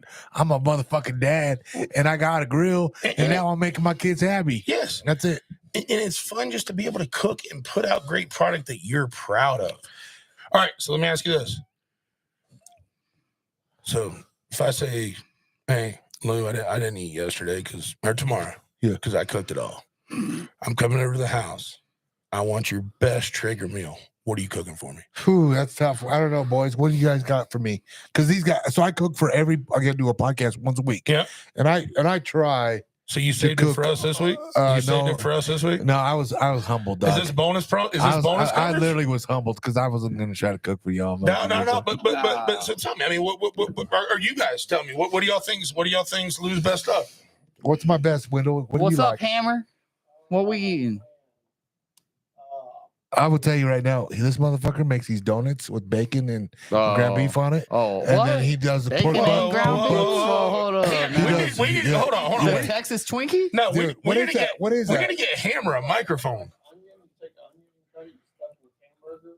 Oh, bro, you done them? And then you bacon wrap them. Yep. And it's like a loaded onion ring. Dude, it looks like a donut. That's a bomb. I did those in class probably like 12 years ago.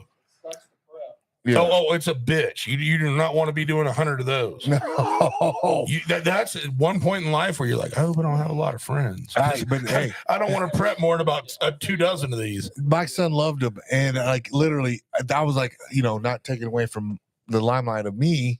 This motherfucker cooked on the Traeger too. Like he has one of the older beginning ones too. And I was he's Texas Hammer. That's what I'm saying. You gotta respect the old Texas Hammer. What's my favorite that you like me cooking? Yeah, the steaks can't fuck those up. Like my go-to, I like doing pork butts.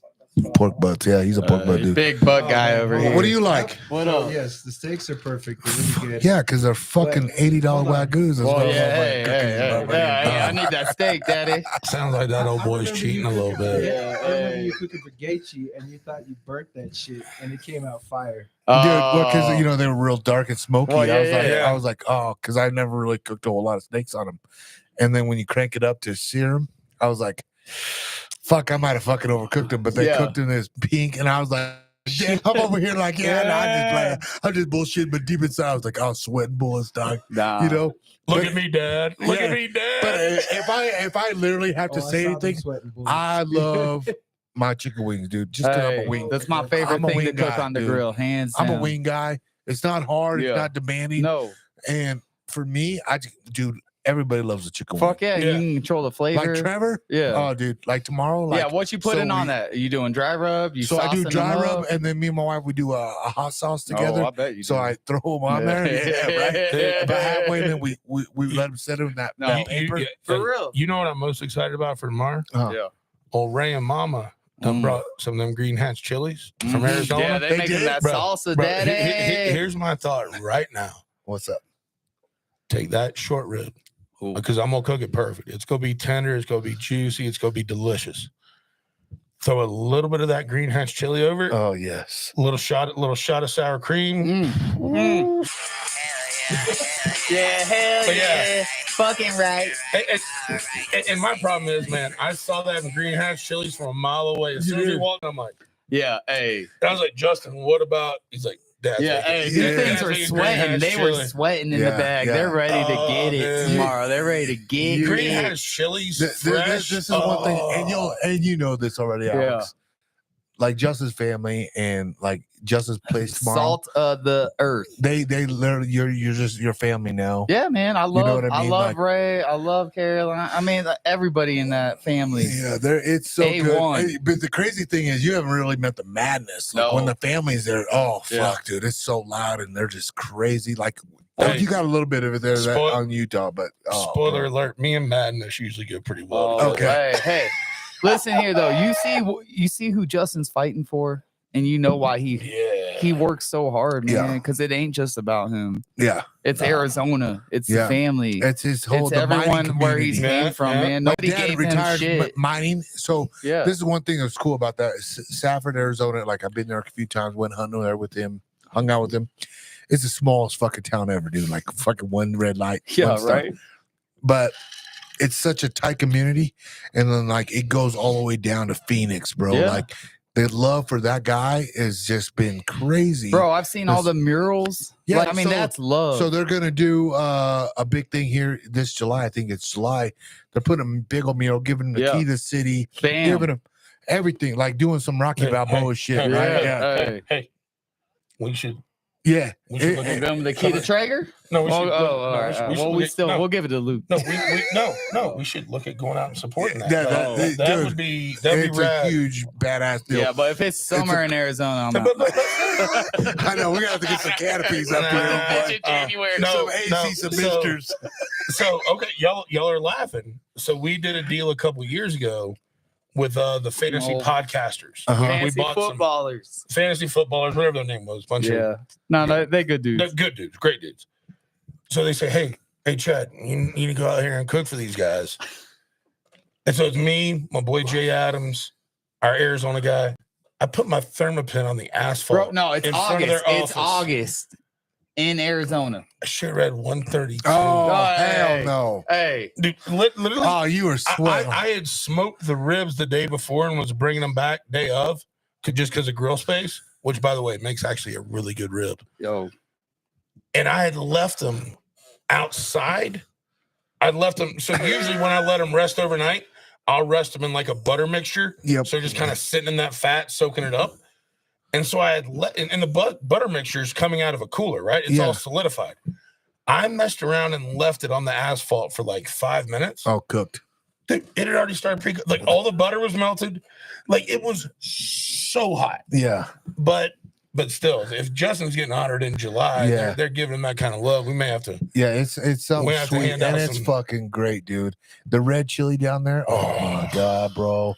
I die for that shit. Yeah. I killed somebody Yeah. for the last. I know. bread. Hey, it's all the talk about the green chili. I know. But I'm come a on red. now. I'm a red guy. Red will dog. get them nips hard. Ah, dog. dog, I'm Let's a red go. guy. Hey. So that I have you both here, and like Yes. this is like I say for just for me, I gotta say thank you guys for coming out here. Hey. It's an Bro, honor to be are we here, wrapping baby. this up? No, no, Yeah, no, okay, no, no. good. I just want to give you a cheer. I'm not- We'll do another We're cheer. happy to be here. But like for me, this has been like you guys don't understand. Like I've had some awesome guests on my show here, and I've like who's who, and don't ask me how I've had a 5-star general on this bitch. I've had like Rose. She's Yeah. fighting tomorrow. Thug Rose, shout out, baby. Some of the best Yeah. fighters on the deal. But like for me, now that I'm grown, I'm a dad, retired fighter, you guys have literally like the company you represent, but let alone the people that you are.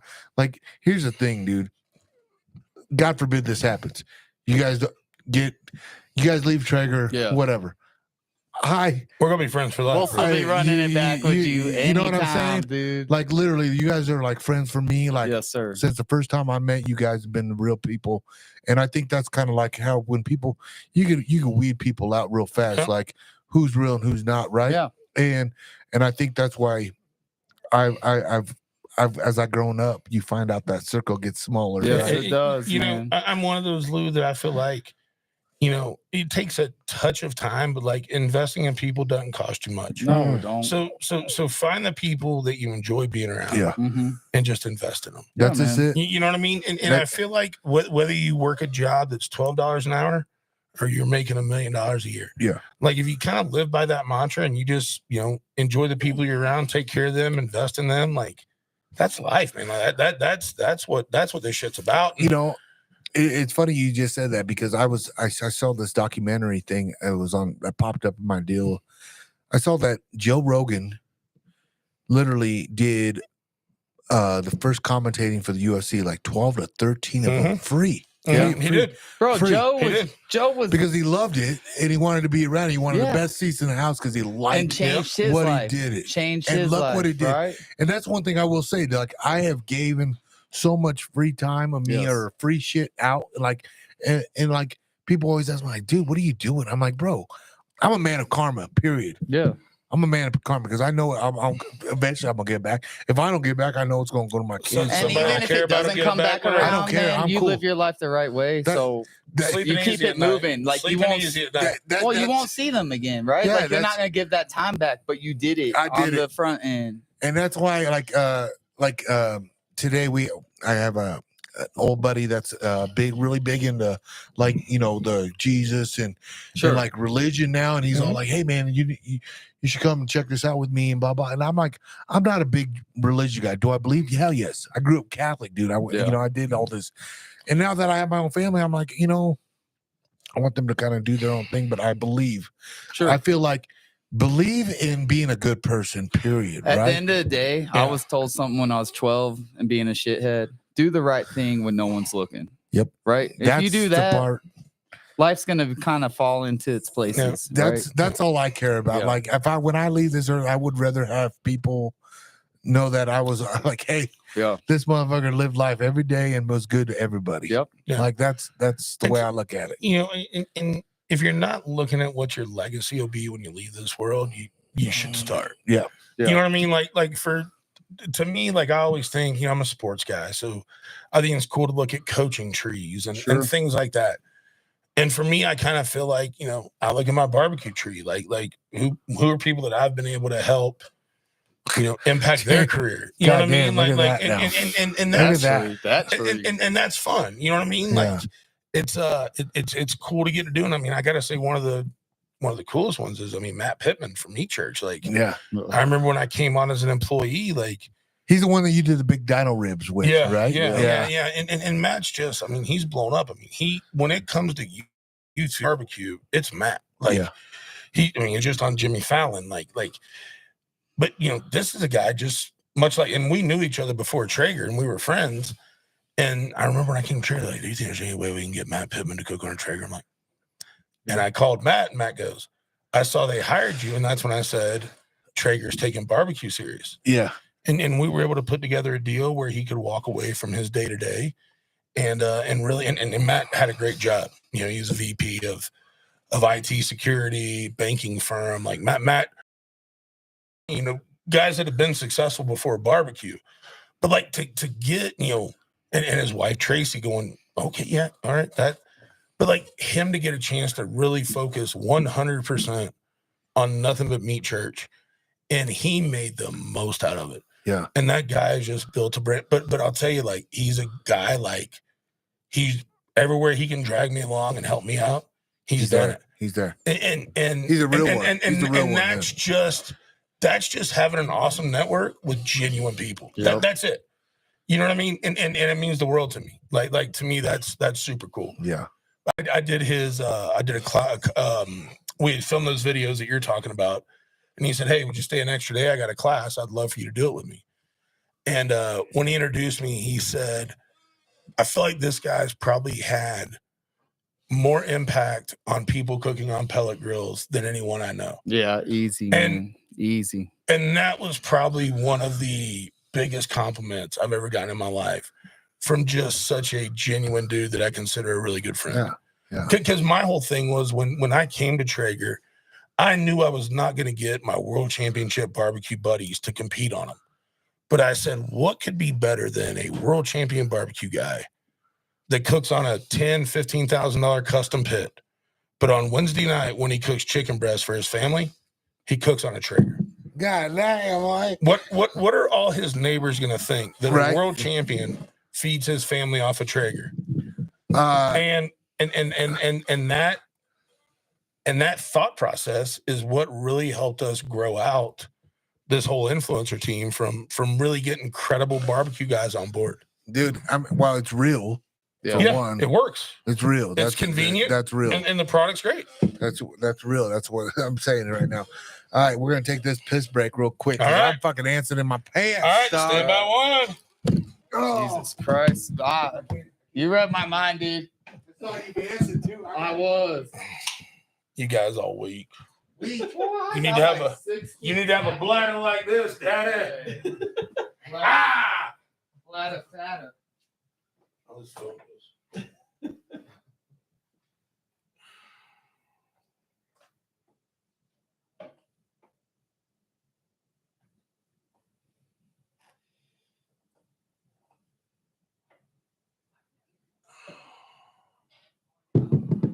Oh.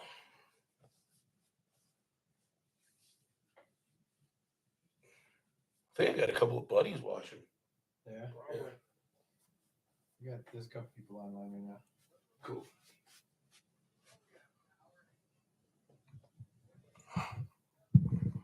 Texas Hammer, that's fun. That's funny with those bacon wrapped onion rings. But you're right. They're a prep dish. Yeah. Yeah. Especially the bacon. Yes. Well, in getting enough overlap so when it cooks, the bacon doesn't split and it's just the onion. Yeah. So it was weird. I used to not eat onions at all. I don't like onions. But man, cooked. Now I've got I don't like onions I've either, had- but god damn it. You'll they're love this, good. Luke. I had the first piece of deluxe pizza I've ever had in my lifetime. Right now? Because the lighting was a little dark. but I've gotten to where I like cooked peppers and onions. You're crazy. Really? I've got my palate just keeps Well, evolving to where I like that's like fajitas. Yeah. I don't usually do the whole like onions Yes, and all that yeah. on my fajitas. I know it sounds weird, but fuck it, I do. But now I do. I You can do people it. will be pissed as fuck. I know my Don't be piece. saying that, man. You ask Justin tomorrow, he'd be like, he's Canadian, dog. That motherfucker's Canadian. Oh, good shit. What'd you hit there, old boy? The old Fireball, dog. This little pea break was brought to you by Fireball. All right, speaking of Fireball, I'm sure my buddy will go back and listen to this. Tim Malloy, guy that did competition barbecue with, as I was kind of starting to wrap up my competition barbecue career, Tim was starting to take off in his, and we just like met over Twitter. And he's like, dude, I want to bring the energy. Like, I always say, like, when my competition barbecue team started, like, we were more of like a drinking team at a barbecue contest. The best, though. Like we showed people, like, we call ourselves Whiskey Men for a reason. Yeah. We go get it. So let me ask you this. Whiskey Band, and I know you built a whole new facility in Florida. Yeah, we just opened it up middle last year. I watched the whole process, right? Yeah. And I was like, I saw when the drywalls were going up, and I seen you were talking about like rooms, and this is what this. Yeah. Let's Whiskey Band, right? Yeah. So did you start drinking whiskey? Was a whiskey your deal now? Yeah.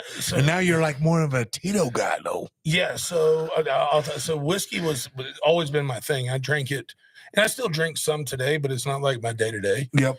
I was about 5'15" at one point, Good Lord, bro. and needed to get rid of some sugar in my life, get rid of some different things, and so I remember I went the first time I ever cooked for Tito's handmade vodka. Yep. I was doing a class, and I was drinking Crown under the table. Mm-hmm. And one of the VPs called me. He goes, "Hey, at the after party tonight," he's like, "all the drinks are free as long as they're Tito's." He's like, "And I saw you mention something about your keto journey. Like, I think it'll help you." And so that night we went and hung out, and I started drinking Tito's and soda. And I was like, "Oh my God, this is so much fresher. It doesn't feel as heavy on you." Yeah. You know what I mean? And I noticed it on the scale too.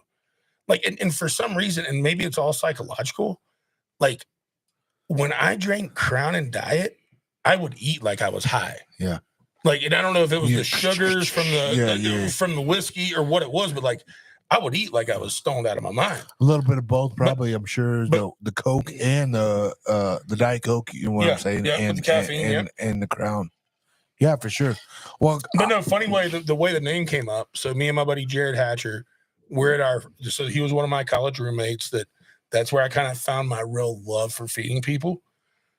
Was our other roommate Brian? His sister was dating August Bush IV from Budweiser. oh shit. So the Budweiser distributor would drop off a fresh keg at our house every Thursday morning. Oh, damn.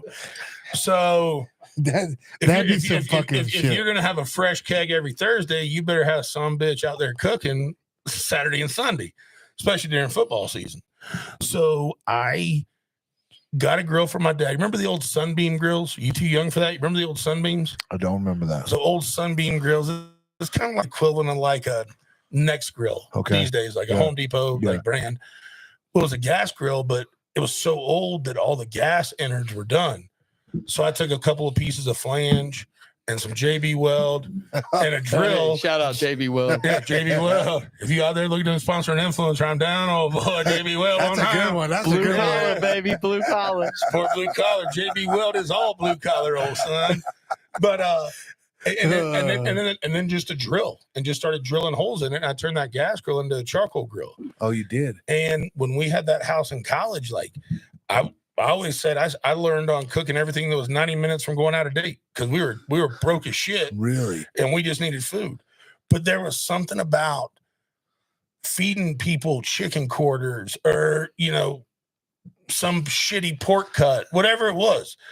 But like figuring out how to cook it, figuring out like putting time into it. But just feeding people, that to me that was legendary. I loved it. Well, the thing about, what I say about, being poor and shit, like everybody has seen that fucking side of their life. Like a fighter more so. I'm going to tell you that right now. You guys impress me because you have to believe in yourself so much. Yeah. Yes. I gave up, sacrificed everything. That you pretty much say, I'll go homeless to chase this dream. Yeah. There's no support. And that's true passion. That's true passion. Yeah. It's family. There's that family support, but guys on the lower end, it's 10K. Yeah. And half that's going to Fuck, your I'd have fucking died for coach. 10K. Hey, we saw that 2,500. Put it in a fucking bucket. So, like the guys you saw today with Justin, right? Like you saw Justin Arch give me, him some man. money. Yeah. Arch, dude. Arch, Arch. Man, hey, Arch, we want that V-net. Hey, we want that back. May Mac goes. May 17th, Arch, go get that ass. Yeah, I right. see him in Paris, baby. So I heard him working on the accent. Right? Today. Yeah. So here's the thing with Archie, real quick. We'll give him a little shout out. I had him on the show when he was an amateur. Yeah. And I said, I had him and Justin Salcy, a guy that I coached with Trevor, by the UFC. I said, dude, I'm gonna put you on. He goes, you want me on the show? I was like, yeah. I said, you know why? You're gonna fucking be somebody, and I'm gonna say I had you on the show first. And I see it now. Usman came in. Usman had a private jet go to some fight, right? And guess what? Archie was right there with him, fucking getting on the private jet. And I said, I told you, motherfucker. Yeah. And he's like, look, this is unreal, man. Like, so when Archie first came in the gym, right? Yeah. He was working for like a printing company. He got his girl, right? Yeah, it's like we were talking about. They had separate jobs, man. It's like crazy. He literally sold, like I've been working with him off and on, helping him, do this and that. He sold a printer. Yeah. He made a little extra commission check. Yeah. He came in the gym like on a Thursday. He gave me like $200. He goes, here, man. And I said, what the fuck is this for? Right. Thanks. And he goes, I just appreciate everything. I sold a printer today, man. I'm happy. I said, take this money. You can't take that. Take this money. Yeah. Take Put your it towards girl, you. take your girl to a Yeah. fucking dinner. Or put it into and yourself. Put it Yeah, yeah. Go buy some new shin guards because Yeah. your shit stinks. But that shows who he is, Yeah, right, man. right. That is why Yeah. I said Yeah. the people that are there. It's just the people It's that are like Yeah. like that, It's right? family, man. And you can tell it was funny. We were watching him, roll With Jay. with Jay today, and I told Alex, I said, "Hey, back when I was in my bar fighting days, Yeah, I said, you see a guy like that with that V, you don't fuck. you don't fuck with You them. don't fuck with him, bro. 'Cause you're gonna think you may got him. You ain't got him. You ain't got him, bro. You ain't But got him. but he's just such a nice, Man. humble, Dude. just dude. And I'm gonna tell you, I know I already said at the beginning of this, that place was special today. Yeah, man. Well, It was really awesome. And a lot of people go, "Oh, they're just training to fight." They're not, man. No. You walk in that place, you feel it. They're training killers, and- one, and- so get that right. And we've gotten to walk into a lot of cool that's places. what I was just gonna But say. yeah, Because that you was- know a guy like Chad Mendez, yeah, right? yeah, Chad, yeah. my dog. Yeah. I'm trying to book a fucking big old fishing trip with like 22 guys. Oh, hey, with hey. him. bro. We can make that. We'll make that happen Yeah. this Yeah, weekend. so that's what I'm saying. Like we already talked about in Utah there, Yeah. and I Oh, said, yeah, Chad, yeah. let's do this. I'm like, I want to book I'm it going- all out. I'm going with Yeah, him let's and just do Michael it. Ray here in Oh, a couple of bro, months. I'm I'm looking telling forward you. to that. yeah. Dude, what he's done, Chad's been always. I went hunting with him and He's a bro, dude. and TJ up in New Zealand, right? And that was like when me and Chad actually kind of connected, Uh-huh. and like, I will tell you about this. Me and Chad hooked up way more than so much than TJ. And Yeah. TJ was like Dwayne's boy. Sure. And like Dwayne's my dog, right? Like, Yeah. but something about Chad Mendez is fucking one of the homies, dude. You- It is, you know, man. He totally is. So like this year, so we have this like Tim Montana got me into it. My business partner and old boy, and pretty much my best friend, musician, killing it on the rock side right now. If you have not listened, go check out his release. Devil, fucking killing it. And we have this hunt camp, the Pardews. Mr. Pardew's done well in life, sold a stone company, and his kids, they're salt of the earth. They're old boys. Mr. Pardew's where old boy came from for Tim. It came from an old boss of mine way back in the day when I was at Publix, and we Oh, just wow. always used it. And the whole reason we started the brand was our buddies would call us and go, "Dude, my wife's never letting me hang out with you again." Like, what do you mean? Like, I spent a weekend with you and I can't quit saying old boy. Oh boy. But anyway, I got off the subject there. But like, Is that where it happened? that is where it happened. It Tim is. called me December 23rd of 2018. And he goes, "Hey man, have you noticed like we get in a lot of shit about like just using old boy all the time?" I was like, "Yeah, we do." I was like, "I've had buddies that are like, yeah, you can't." Their wife's like, "You can't hang out. Like, you just say old boy for like a week after you've hung out with those guys." And you've done it. You've done. Link's wife's over here going, "Yeah, no shit." Fuck. Yeah, everything. I see you and I start talking about you, Chad. Yeah. I automatically, because it's a marketing dude. I tell you, oh boy. But like literally everything. What do you think about this old popcorn, old boy? Yeah. No, it's so. It's so catchy. We have this hunt camp that's just cool. Like we've had a lot of cool guys come into it with us because between me and Tim, we have a lot of unique connections. So like Thomas Jane, the Punisher, him and his dad come and hunt ducks with us every year. We've had Michael Ray there. We've had Lee Bryce, Jared Neiman, Joey Jones from Derek Fox Wolf. News, Derek Wolf from the Broncos. And then Kid Rock came not this past year, but the year before. Yep. And Is this in Louisiana? it's actually in Arkansas. Arkansas. Yeah, that's Yeah. where they went last time. No, Yeah. not Yeah, they too just far from went there. Stuttgart. Yeah. Yeah. Yeah. Chad, Derek just told me about this. Yeah. So Derek's been to that duck camp. That's where he met Yeah. Bobby. That's Yeah. where he met Yeah. Kid Rock. Yeah. Through me and Tim. Okay. Yeah. He doesn't like to bring that up in podcasts, which he Yeah. should. Yeah. No, but- that's Derek in a Yeah. tee. Yeah. Hey, he's Dude, I don't want to argue That's with him. He will 101. fold Yeah, me no, up. no, dude. no. Me and Derek are really good. Dude, Dude. we've had a good time. We had a great time. And so he's probably told that story in this podcast about us crashing Sarah Huckabee's inauguration. That's why I was like, I was all part of the that crew. family. So Yeah. hold on. I can see the picture of me and Derek in front of the jet. Throw it Yeah. on the board. Throw it on the board. I Hold on, I'll literally. text it to you. So it was so funny because it's a small world, right? Like it is, really is a man. small world. Especially It in is. this little. So small. Yeah. And like we were talking about it, and he was all like, he's asked me to do this and that, and like, so when he left the NFL and he said, he goes, I want to get in the outdoor industry, and I saw him at my archery shop, so I reached out to him. I was like, hey, bro, I know you got that archery, that bow, but are you ready to fucking really learn and get down with me? And he's like, ask Lane, my buddy Lane. I said I wanted to get hooked up with you, blah blah blah. Yeah. So that's when I got him hooked up with Faro. Yeah. I got him lined up, and the door's open for him, right? And it's good because it's Derek Wolf, right? I Like, mean, I love that. And guy. he's a really good dude at the end of the day. Yeah, he's a beast. He literally is a fan favorite. Like, Yeah. what I mean? Man, Like, especially just, in this state. Yeah. Y'all better He's a give up god that here, Raiders yeah. fandom. I ain't feeling it. I already know. Are you a Raiders fan? Hell no, dog. I was gonna say you and Justin might just be best friends. We man. love everybody though on this podcast. Oh well, Raiders are. Hey, shout out Max Crosby, the biggest he's a beast cool I've dude. ever seen. Man, He's he's super a cool, big and he MMA loves fan. Traeger too. Big MMA fan. Just a great guy. Great guy. And I will tell you, I got to meet Max on Dan's show, Super Bowl, when it was in LA. Yeah. Max Holloway. No, Max Crosby. baby. Oh, Max. Okay, Bro, that's a big. he's a big dude. That's a big. Oh, dude, and it All just right. popped up. Look at that.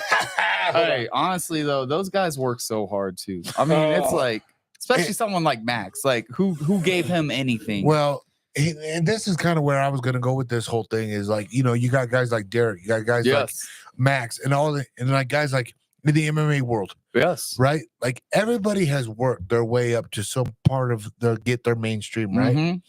And it's no different than in barbecuing, though. Yeah. And what you guys are doing, Yeah. it is no different. It's a different when you say like, "Hey, Ken Griffey wants to fucking learn how to do this or barbecue with you." That is no different. Like when I want to learn something, I'm looking up, The Traeger top app, guys in that, and then I type in these guys' name, Chad's, Benny's. Like I want the best shit. Yeah. That if I'm gonna throw this meat on this grill, I want to learn from the best. Right? It's no different. No. Like people have put their times in to do their Yes. craft. It's the craft, whether it's fighting, football, Yeah. barbecuing. Hey, hard work always pays off. It It don't is. matter what the medium is. If you put the work in It and just- if you're loyal to it, Yep. it's gonna come back around. But that's what I say. Like blue collar guys can relate to that They because sure can. because they all work hard for what they Yep. got, right? Yep. Yeah. Like, Yep. keep it real. A Traeger grill is not cheap, No. right? No, we But- have a certain clientele or certain Yeah, demographic. But I will we tell you talk to. this: it will Yeah. last you, and the tech sport comes with all that, Yes. right? And I say this, and just me thinking out loud, it is that kind of community that you want to work with in the first place. Is that blue collar Yeah. community because they're does it feel good to see Justin Gaethje with the Traeger and this and that? Yeah. Well, yeah, he can buy one Yeah. and No, he can of cook like course that. he can, but right? does he really care at the end No. of the day? But when you bring it to him Oh, and you have somebody like you on the inside showing him like, hey man, like this is easy. what a meter pro is. And there's all come on now.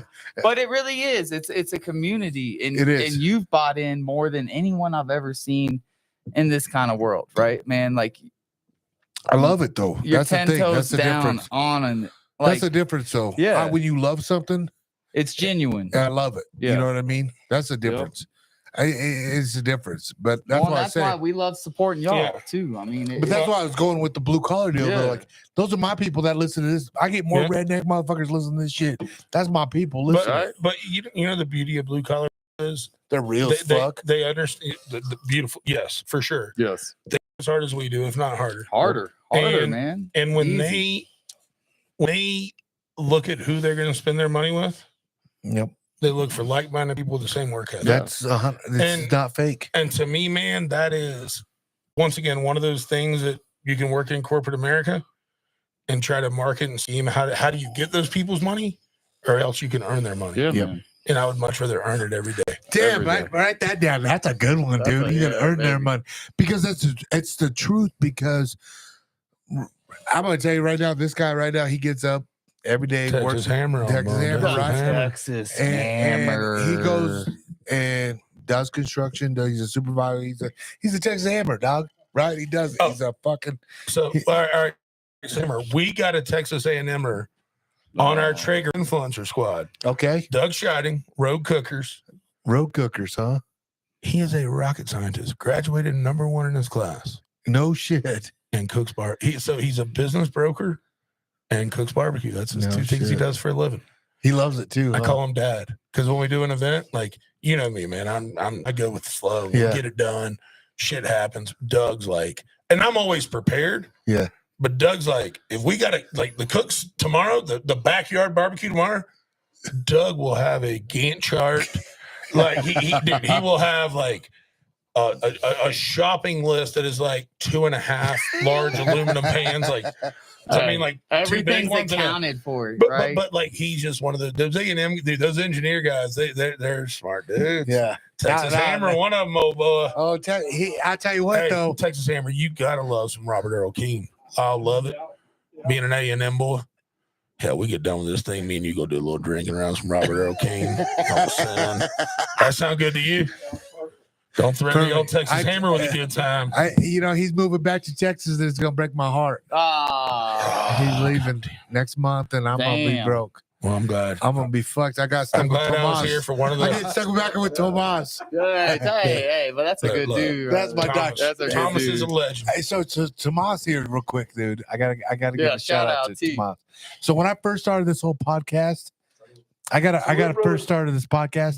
I was stuck over this little corner over here. I Yeah. had no idea what I was doing, dude. Oh, beaver tail. Mama, over there. Mama Yeah, put him I in the see it, I corner. see Mama it. put him in the corner. I was over there, and he's like, "Man, I want to help out. Whatever I can do, I just come here and help him. Yeah. Learn." Hey, 190 that's how you get podcasts in. later, he's That's still how here. you get in. He's here. He's done it. You know what I mean? Like I mean, we were, would you have thought this 10 years ago? No. Hell No. no. He was a Sorry. guest though as well. Yeah. it just came- yeah, he came in with his buddies. And we were drinking over there in the corner, and I was peeing Yeah. neon green. Yeah, in the yeah, fucking yeah. deal. The Hulk, Too baby. many kill clips. Hey, baby Hulk out there. Kill Cliff. Hey, I what was you drinking know too many about Kill that? Cliff. You know Those look GW. nice. Shout out Back in the KC. day from Killcliff, GW. Yeah, Did you work? yeah. Dude. You beat him. Used to talk all the time. The good dudes. Yeah, dude. Honestly, The like Atlanta boys. so when I first, when I first launched this deal, they got me right away. Yeah, Dudley was good with them too. Yep. Like Dudley, Stomp, like all those guys worked with And Killcliff. I Yeah. literally, dude, hey, Tomas, how I got stuck in the corner and I was like, dude, I got to pee so bad. I had these Dixie cups and I just kind of pissed right here while I was podcasting down here. Yeah. And I pulled these two, dude. I looked at them and I was like, what the fuck? I need to hydrate over. and it was Neon green. clear. Were They're they neon clear. green? He pulled the up while we're podcasting and everything. They're clear, so you could see them. It's like actual drinks sitting on the table. And we're Neon like, green, bro. Neon green, glowing. I was green. like, what the fuck? Frank goes, bro, you need to drink some water. yeah. That's but good. yeah. Oh, dude, I'm gonna tell you right now, dude. I got a special thing for Killcliff, dude. They've Well, dude, I mean, they look at the- took a chance with me, like when I first started, and I love it, Bro, I'm the same way. So I had way back when I started in competition barbecue, I had 2 brands that gave me like a product deal. Like when I won my first grand championship, like I sent them a blind email. One of them was Craig Sherry, Texas Pepper Jelly. The other was Darian from Cosmos Cube. Oh, shit. And I know Yeah. all you guys know Yeah. what Cosmo is. And I literally just said, dude, love your product. I didn't have a store at the time. Like I was just an up and coming, like just Joe asshole competition guy. Hey, won my first grand, like use your products, da-da-da-da. They sent me a banner. They sent me free product. Well, many years later, when I opened my store, PO number 1, PO number 2. No shit. Take care of the people that take care of you. And that is what I learned a lesson this year, and I had a buddy that talked to me about, I work with these companies here and this and that, and like, he goes, you remember when you first started? Who took care of you? Mm-hmm. And I said, Yes. you're right, man. You're right. Let me reach out to him again and tell him. And I'll be, And if you, I mean, at the end of the day, you did enough on that, right? If I they didn't reach did. out back, Yeah, you made the effort, yeah. right? When it all said and done with, they want to find out who's still loyal to them. Yeah. You know For what I sure, mean? for That's sure, what it was yeah. all down to, and And I'm bro, so glad I yeah, did it again. and bro, it's happened to a ton. I mean, let's be honest. Over the last 2 years, Oh, brands have had to cut marketing budgets. Oh. yeah. Well, yeah. And I'll tell you, I mean, something that we've learned in our job day to day is there's guys that go, dude, I totally understand it. Yeah. You know what I mean?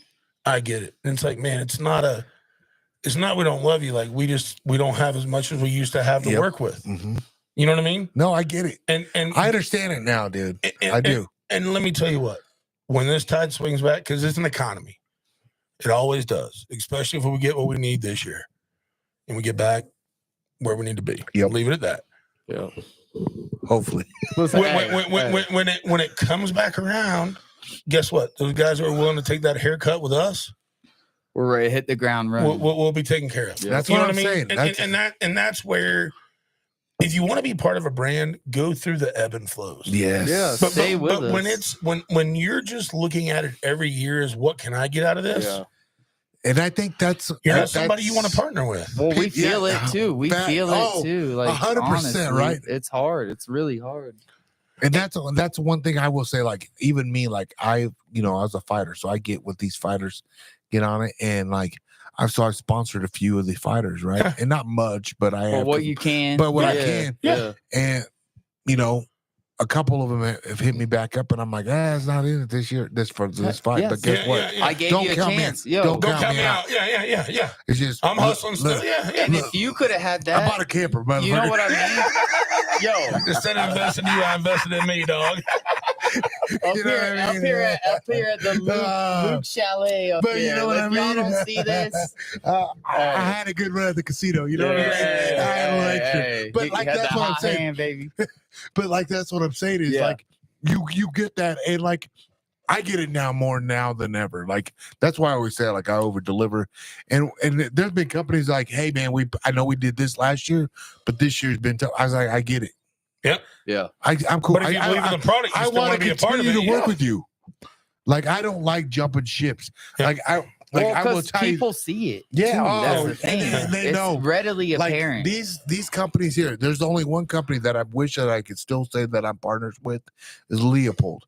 And I had to change them out with Sig. Sig it up, baby. But it was more because they do guns, they do optics. Well, it was Where more did from we meet y'all? It was Exactly. through Yeah. Sig. the opportunity, right? Sig's over there putting it out. I had buddy. anything bad to say about Leopold? No, I not at won't. all. It's just it Ever. is what It's those just folks what it there are is, great. right? and maybe they don't have that. They don't They have didn't that. have it. Yeah. They didn't have And it's that. not anything against Yeah. them, you know. But I will say this: like you find out like who's there Yeah. real quick. Who's Yeah. there Who for got your like back? what do you do for me? What do you do for Yeah. me? I will say this: like when I got my first Traeger, and you said that, come to me. Like I wasn't even thinking. I was thinking I was gonna have to come over to Justin's house and shoot a bunch of content for him. Nah, Seriously, dude. because Justin he gets that Well, shit. that's how we who he met is. too. Yeah, Right. it was like me and But Justin. I was cool right? with it Yeah. because I'm there for Justin in the first Yeah. place, right? I And, didn't. like, I mean, like when we first met, it was just me and Jay kicking. I know. We ain't gonna talk about it. But you know what I mean? Like you made the effort, you made the initiative to stay in touch with us. yeah, You really did, and but that goes but back to the hard work and the effort and all the things we've been talking about today. It goes back to you the- making the damn the fucking effort. entrepreneurship is like people think like it happens overnight. Like, oh No, man, I dude, want your dude. shit. It's right? talking to people you don't No, want to bro. talk to. How many right? emails? How many Yeah. emails have I spent? And how many times have I stayed up countless hours of like, how the fuck am I gonna pull this off? Yeah. Well, Being and it's not even for you half the time. It's not. It's for your team. It's my team Your or team, him yeah. or like how can I help him out Yeah. do this or this guy because I know it's gonna better him to eventually trickle down to me. I know Yeah. it will. Oh, big trickle guy. I am. Yeah. I know. Not the no trickle jokes. guy. No It- joke. No, it's Hashtag not- Dick it's trickle. not the Hashtag trick- Dick trickle. Not the Hashtag, trickle. hey, is- R.I.P. Dick. But listen, the trickle is it comes in weird ways because It me does. and Justin we scratch each other's back numerous times. Oh hell yeah! Absolutely. dude. And like the trickle is like me and him. Because you're also that old dog that has some Mm. relationships. I got that corn husker in No, him. no, dog. I listen. see the end. The over trickle here. is I paid the way to him his $50,000 bonus. Oh, motherfucker. hey, he only got 2,500. If y'all weren't paying attention earlier. So that's why it's so funny. He's Yeah. like, dude, I know you have. You like you did it when I was like, yeah, I know Well, you. you make it easy for him. Well, at the now, end yeah. of the day. But at the end of the day, I ain't trying to speak out of turn, but yeah, you do though. at the end of the day, when it all comes down to it, you want a core group that you wanted to be surrounded by, right? Mhm. Yep. And that is why you guys got along so well, right? Oh, Is that's that my not guy, true? dude. It's my older brother. I never That's had. what I'm Like, saying. for Like real. I'm Justin's For older brother, real. whether he Yeah. likes it or not. Yeah. Like I got to You know, keep him in put that check. headlock on him, dog. You know what I mean? Like I try sometimes, you know. A little nuggy in this. Hey. But realistically, like when it all boils down to friends, business, whatever, Yeah. it's just being real, and then you Yes. find a real good person, be cool. That's and in any walk of life. But that's what I'm saying. Like it just Yes. feels good to hear a company Yes. that works, with you guys. That's the company you want to be behind, Sure. right? Like, period. Absolutely. We're lucky to have like leadership that lets us do our thing. Yeah. And they trust us. That's what I'm saying. And we've like that. delivered. And it's a two-way street. I but couldn't believe how we big the can headquarters is. really be ourselves. And that's at the Okay, end of the day. I gotta it's- quit talking all it's that huge. shit. I'm gonna let you and Alex have it for a second. Yeah. And the unisex bathroom straight outside. Shit. Oh boy. Don't be busting your ass, boy. Yeah. Hey, but Nah, you good, dog. hey, Alex, I gotta Yeah. say this. Yes. Like I'm really so just period happy that me and you have literally crossed paths, because it done so much for me in my home, Yeah. because like literally I feel like I contribute more to my household now. Sure. Captain Traeger. Seriously. And I'll say the same, because like it's made me look like $1 million back in the office, but it's also not even that. It's an honor to be able to like lean on you guys and say, hey, this is my friend. I can hit him up, whether it's a work thing or whether it's just us bullshitting kind of thing. And that to me means so much. Man. Well, I tell you what kind of struck home to us was like when me and Justin,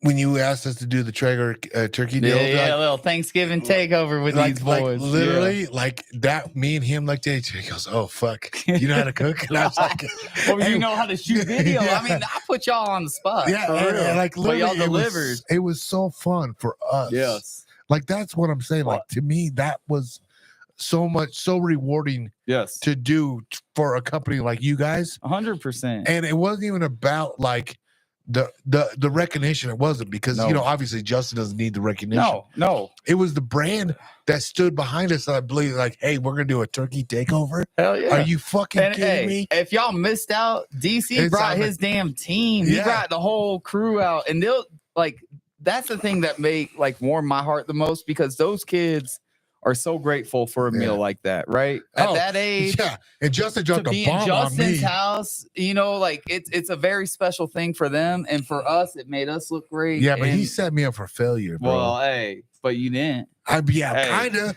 Nah, he don't sweat. He goes, don't hey, sweat. we're gonna cook this takeover for the DC's for Daniel Kamor's wrestling team. Yeah. I'm like, you told me to get a 12-pound turkey. This was supposed to just be like a family thing. All of a sudden, DC shows up with his whole academy. I got a small I got like a fucking Cornish hen right here. But we did it. Yeah, so everybody's getting a morsel. Everybody's getting a morsel. It was big Traeger Thanksgiving takeover. So it was cool. It was so fun. Yeah. We did it together and it was awesome, right? The thing so we had a cook-off. He cooked a prime rib and I cooked a turkey on the Traeger, right? And the winner of the best tasting meal best got leg tasting kicked, meat. right? Well, these little fucking kids from Daniel Kamor, they just wanted to see Justin Gaethje kick me. But guess what? Not because my turkey was small. I had motherfuckers finger licking every bone off of that bitch. They was so juicy. And my wife literally goes, "Oh my God, you need to cook this for Christmas." And I said, "Damn, I really did that good." You locked into that? And I'm telling you, dude, it was such a good fucking turkey I've ever cooked. And I did it for my family and Thanksgiving because we went back home. Yeah. And I tell you what, it was so good. And I took the kicks because they all voted. They wanted to see me get kicked. But I'm going to tell you right now, that's when I introduced Justin. Yeah. I was like, you need to get a meter pro, bro. Hey, tell DC, tell the academy. They don't really know who put in the work. Dude, I put in all that motherfucking work, dog. Old turkey leg. Got that day old dirty and stinky It leg. was so funny because I went out and I got a whole little ring light thing for your cell the phone. selfie. I was trying to do the whole Dude, idea. tell me everybody during COVID didn't buy one of those. Like, Oh, dude. well, I'm about to dress this shit up. Watch this, oh boy. I'm about to ring light this live. Watch me ring light this live. Oh, I did it. And they had a little remote. I was like, damn, I'm up class now. $13.95. Hold on. I'm about to play that blue hue on there. Yeah. I'm gonna touch up these blemishes. Watch this blue hue. Boom. Look at this bark on this bitch. But it was fun. Like, so I appreciate that because that honestly like gave us like confidence. Like it was fun, dude. Yeah. We had a It blast looked doing dope, that. man. Justin loved You could see the fellowship coming through it, And right? we- Because when- there's so many different people Well, in y'all's house. and I think one thing too, Luke, and I'd love for you to confirm this on your side, but as a brand, we always tell you guys just, hey, here's the message we're trying to get across. Do it in your voice. Yeah. You know what I mean? Like, we don't want you to say this line. We don't want you to, hey, here's what we've got. Yep. You be authentic. You tell the story how you want to. Well, And to me, that's something when you're brand building, you have to do. Why partner with people if you want everybody's voice to be the same? well, It that's makes no sense. That's It one makes thing no I did sense. love about. Well, that's one thing I will say about all these things because you guys see my podcast. Yeah, dude, We'll bro, have this is- contacts. We'll cuss. we're having a good time. I'll do this. I'm being real as fuck. That's If what I I can't said. be me, I don't want to be with you. And that's why I said like crispy boots, right? Yeah. Big Salt Lake Hub, big Mormon deal, Uh-huh. right? I'm a 13 wide. Hey, there you go, Hey, buddy. Daddy. To me, dude, I took him. We were there. Took the whole team there. The headquarters, dude. They outfitted the security guards, everybody in boots, and I was like, dude, why do you guys treat me so well? They're Yep. like, you want to know why, man? Because you're you.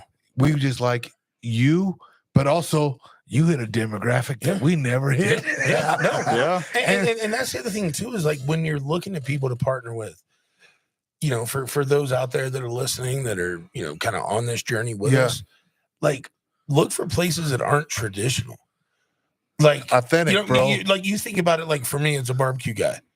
I've got, you know, obviously I'm locked down on the grill side with Traeger, but like besides meat, I've got my own seasoning company. Yep. I don't wear aprons or any of that bullshit. Got my Yeah. own apparel company.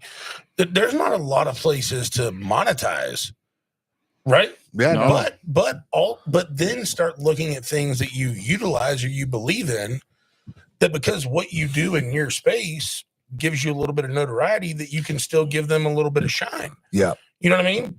You know, No, you're you're not true. out here posting a shit ton of hiking videos, but you're working with a boot company. Exactly. You know what I mean? But guess what? In that UFC, that training type of, you know, the bulk of your podcast folks. Yep. Guess what? They do. They're outdoors people. Yep. They like getting out there. But they never thought they would address this audience through this avenue. No, that But was you the opened trickle their eyes I to was it. talking about. The trickle down. And once again, did you ever talk about them before they came on as a sponsor? Oh yeah. Yeah. See 100%. that right there. That right there. Oh yeah. You already invested in it. You It's believed in it. authentic. Yeah. Yeah, You- that's you, what. you shared it, and then the brand went, we appreciate what you do. Let us support. Oh, you." that was me when I started this whole gladiators deal. Yeah. I wanted to work. I swing for the fences. Yeah. I knew I was Dude. never no Cam Haines, Bro. no John Dudley, Deadly, yeah. right? But guess what? I said, But give me you a have a chance, passion boys. for it. Give me a chance, boys. Yeah. And you And can I- talk and about I it did in a it. way people can relate to. And I it. did it right. Yeah. And that's why Yes, I'm on sir. year 3 and I haven't lost. Bro, I think about, you were just getting this thing kicked off. We were going to try to do the podcast at Yep. that house. It's Yep. sick. It didn't work out. No, we got fucked And up. them boys had to sit in the fucking rainstorm. But, We had to sleep in a Like, your goddamn tent turned snowstorm. over, Yeah. dog. but bro, Bullshit, Yeah. bro. Hey, we were bro, sleeping. look at what sweet. look at what this has turned into. You should be proud of this, man. Like this is fucking awesome. I'm so proud of everything I've done, like literally, and that's why I always try to tell people, like, it didn't happen overnight, man. Yeah. That's why I No, said nothing none happens of You know, this. overnight. Even for us. I always say, and we've all heard this before, like, you're so lucky to get to do this. And I said, Yeah. well, next to every lucky motherfuckers are a lot of hard work. Yeah. You know what I mean? Yes. And once again, though, like even me, like getting back in the podcast game the last couple of months, like getting a lot of stuff put down to tape, like it's felt good, man. Yeah. It is really fun to just be able to interact with folks, meet so many great folks, new folks. It's just a blast. Well, and that's one thing I will say. You have got back on the mic and you started the Old Boy podcast, right? And that's one thing I want to talk about. You literally have started a podcast that I can't wait to subscribe to and listen to it. Talk about it. Like, what is it going to be? Yeah, no, thank you. Like, so for me, it's there's half of the brain that's barbecue, and there's half of the brain that's like business, entrepreneur, chase your passion. Like, That's the best thing about it. I will tell you that just from me doing this 3 years now. MMA, yes, I'm good at that. That's like your barbecue, right? Like, I love it. Yep. I love the outdoors. Yeah. I love it, but I'm not an expert out of it. Yep. Same. You know what I mean? Yep. Like, I get Same for barbecue. Like I love get- cooking, but Chad's a guy. Yeah, I'll I- never say I am. I know how to do what I need to do to get I us always across say, the man, finish be line, but, open-minded and have everybody in Yeah. your like. Well, don't everything. be a dick. At the end That's of what the I'm day, saying. like Yeah. it's open to anybody. Period, Hey, you want right? to start shooting?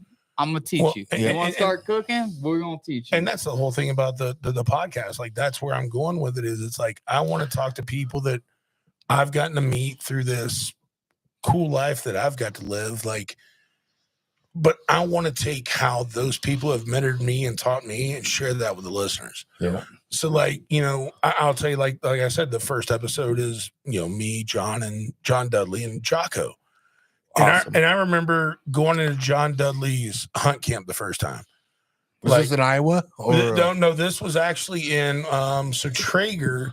We went in partners with Dudley on a lease in Cato, Okay. Oklahoma. okay. And it's John, it's Evan from Black Rifle Yeah. Coffee, it's Andy Stumpf. Okay. And this is like 6-7 years ago. Where So a lot of these motherfuckers never heard of these guys. these guys are starting to blow up, right? I mean, you look at Andy Stumpf. I mean, but like you can see, like, I know these guys are It was like going 3 up. to 4 years ahead of me, but they're on the right trajectory. Yeah. And just being in camp with them and just being around that passion, around that thoughtfulness, around how they're looking at their business. Like, to me, that was huge. So trying to take those kind of moments and put them into an interview with people that have been through this journey. Like, look, let's help people not stub those toes. You know what I mean? Like, hey, when I was growing Whiskey Bent, here's something I ran into. Here's, you know what I mean? Or, you know, whether it be Jocko and Dudley or like Denny Bruce, you know, I told you the guy that brought me to Traeger, like, dude, that changed my life. Yeah.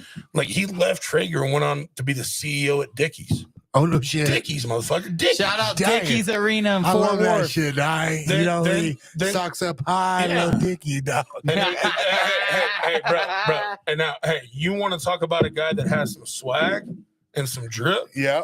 Denny Bruce. Oh, go Denny- Gators, Denny. Denny Go Bruce, Gators, Denny. Denny We repping, Bruce. dog. Denny Bruce is swaggy from head to toe. That's Every dope. time you see him, This he's a old boy G. put me on that Legends Club, and he's a G. that's how cool he is. But now he's the CEO at Gosney Pizza Ovens. Like, so he's going to be on He's the a podcast. master. He's a master. I love that, man. Yeah, but just all these people from all these different walks of life talking about their journey, talking about the roadblocks. How do you remove them? How do you keep and where are some places where you go, I just failed there. You know what I mean? It happens. I just failed. I mean, look at Amazon. Everybody talks about how big a company Amazon is. Go Google how many companies Amazon sheltered, right? They tried things. It didn't work. They lost a couple million. They got out. You know what I mean? Yeah. But we don't have that. We don't have that flexibility. So we got to lean on each other. No, Like, you're we got to fat. learn from each other's mistakes. Yep. So that's what the Old Boy podcast is about. Some storytelling, but hopefully for anybody, like I said earlier, on that fence, do I want to chase my passion or do I want to be a corporate slave? Let's help you get off that. Yeah. And hey, and if you're blue collar, and that's where most of my love lies, you know, I got this tattoo 2 years ago for my birthday. What is it? It's a forearm tattoo of my brand. Okay. And I always said when it became $1 million brand, I'd put it on me. And I always wanted a forearm tattoo because both of my grandfathers were Had 'em? blue collar dudes.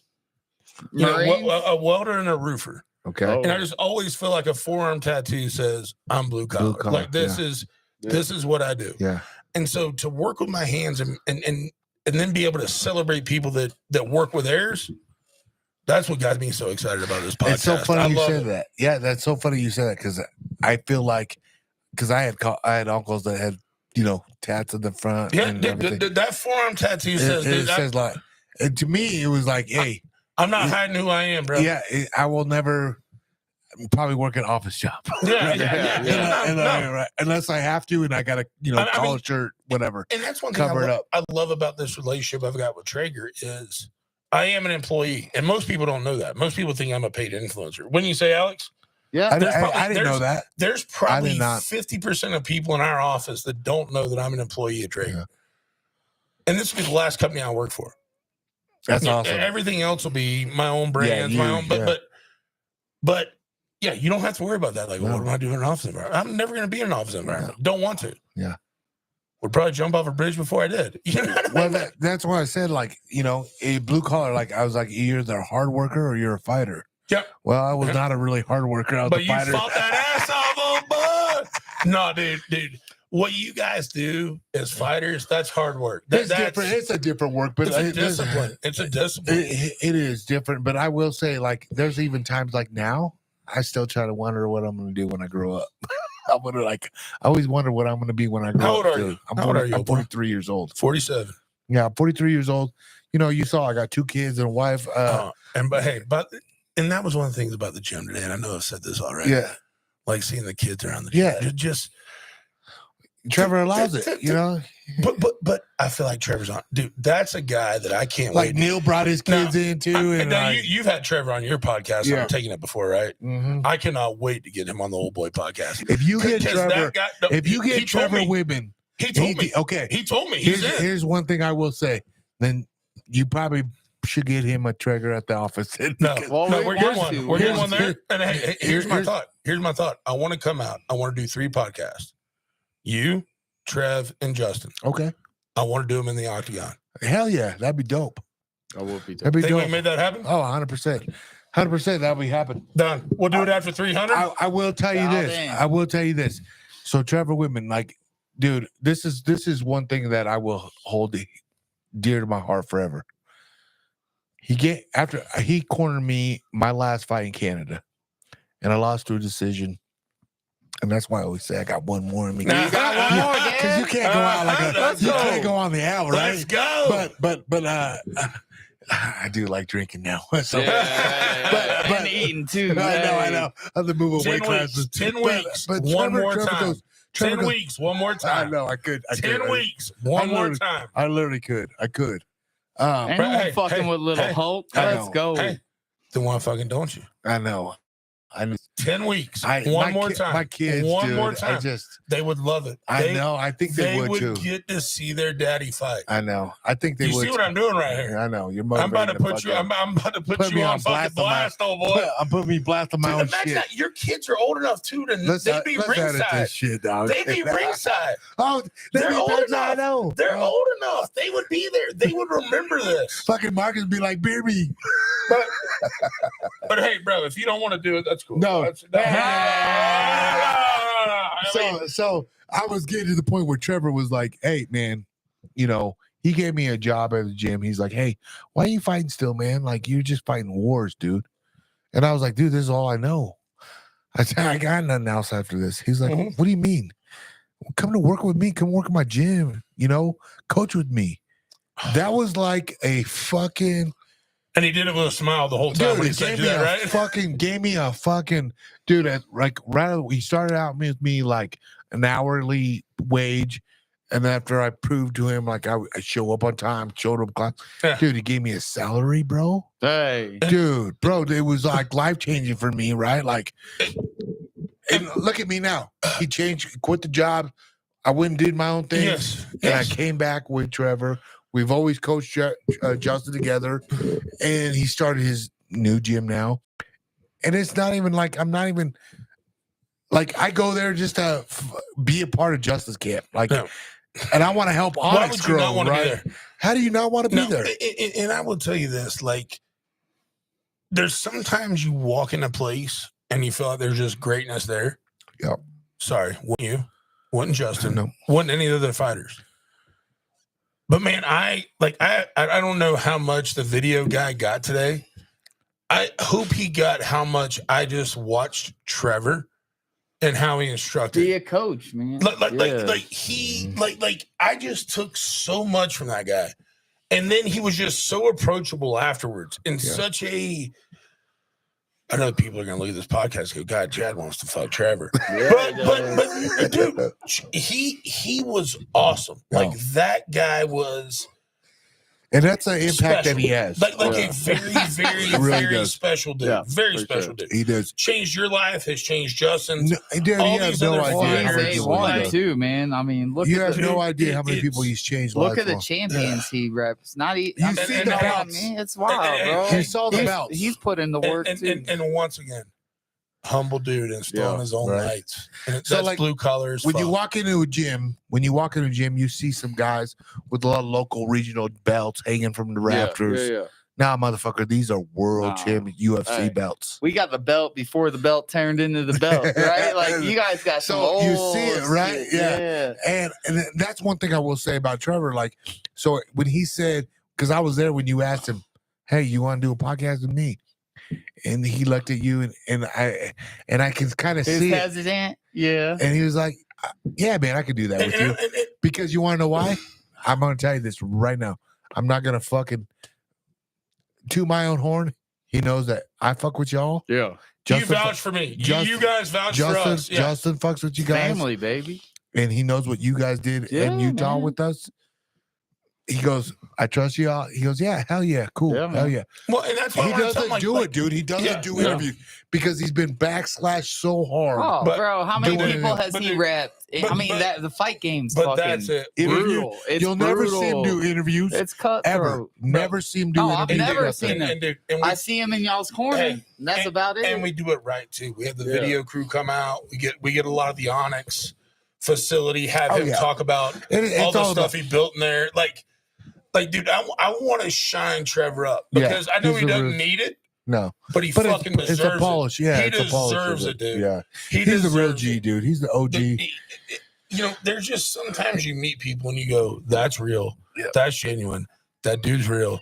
That dude's genuine." I felt it from the second Yeah. I walked in there, and all he did every minute after that was confirm it. So, like when we were talking with Justin and I, this was probably like week, I don't know, 7, 8. Well, I don't know.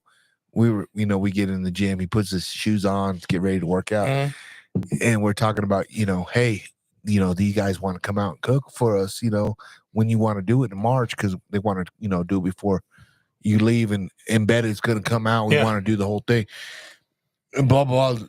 Dates were in the air, and I was like, and then finally, he's like, "What are you trying to do? What you doing?" And I was like, Traeger to come out and cook. Damn, it's like that again. He couldn't wait. Yeah. Like he could not Yes. wait We'll Yes. run it back. because we had such a great time in Utah. We did, man. You know the You know only what I reason I mean? wasn't there? Why is that? I was in Bermuda because of Where- the Bill Fish tournament. Ah, yeah. That Good was for you. dude. I've always wanted to be y'all's guy, and then Alex said, Justin's fighting that weekend. I'm like, I already committed to Yeah, this he Bill was Fishing bummed. tournament He in was Bermuda. hurting. But That's all right. dude, I'm glad I'm here now. Yeah. Like, And I'm glad you're here too look, because look, hey, it was fun. I love you and Justin. I've been through that before. Yep. But Trevor and Ray, Oh, it's a combination, damn. bro. oh, It's gonna boy, be so fun. I cannot wait till tomorrow, man. It's gonna be so fun. Well, yeah, I'm gonna wrap it up. You want to go pee? Let's close this up. We good. We'll close her up. Yeah, I we'll felt wrap it. this I up. felt it. This is one thing I gotta Yeah. say though. I appreciate you guys coming out. I can't wait for tomorrow. I Oh. appreciate you guys coming on the show. We can't wait wrapped a for little bit. April 14th, UFC 300. If you ain't 13th. buying it, 13. Yeah, 13. April 13th. That's a Sorry. happy Hey, day. if you ain't buying it, buy it. If you ain't buying it, buy it. But you know what I'm saying? The whole from where we started at 6 hour to to now, I appreciate Family, you bro. guys, boys. Family. appreciate you That's guys. a family. Like literally, like I will say this, man. You guys are real people, and I love it. And Thank you guys for coming Yeah, out man. here. Hey, it's an Our honor. pleasure. Thank you for having It's us. an Thank you honor for to having do us. this with Chad, man. It is. Like, It's it been really cool, man. is. This is so Stop. cool. The man that like literally like Just a big old boy that cooks barbecue. Hey, That's hey, all, come man. on now. listen, that's why I said like everybody wants to cook like you though. That's what I'm Oh. saying. Like they want some of that. Well, everyone wants to look Well, like follow. you, dog. Follow. Let's go. Let's go. I haven't heard that for a minute, Hey, bro. come on now. Hey, that's Mr. 2500. Don't forget it. That's that TRT working. Mr. Prudential Building. Oh. Don't forget the house Luke built. On that being Hey, said, thank you, old boy. Thank you. hey, We Have love a good y'all. time. hey, real quick, where can they find you at? Whiskey Mint BBQ pretty much everywhere. And then Old Boy Apparel and Old Boy Podcast. Yep. And And then go. at Traeger Grills, and that's what you need to find out right there. And And Traeger Gator I'll over tag there. you Traeger all. Gator on the But ground. really, go Traeger follow Gator. Chad, man. That guy lives the life. On that note, we out. Thank you, old boy. What a fuck.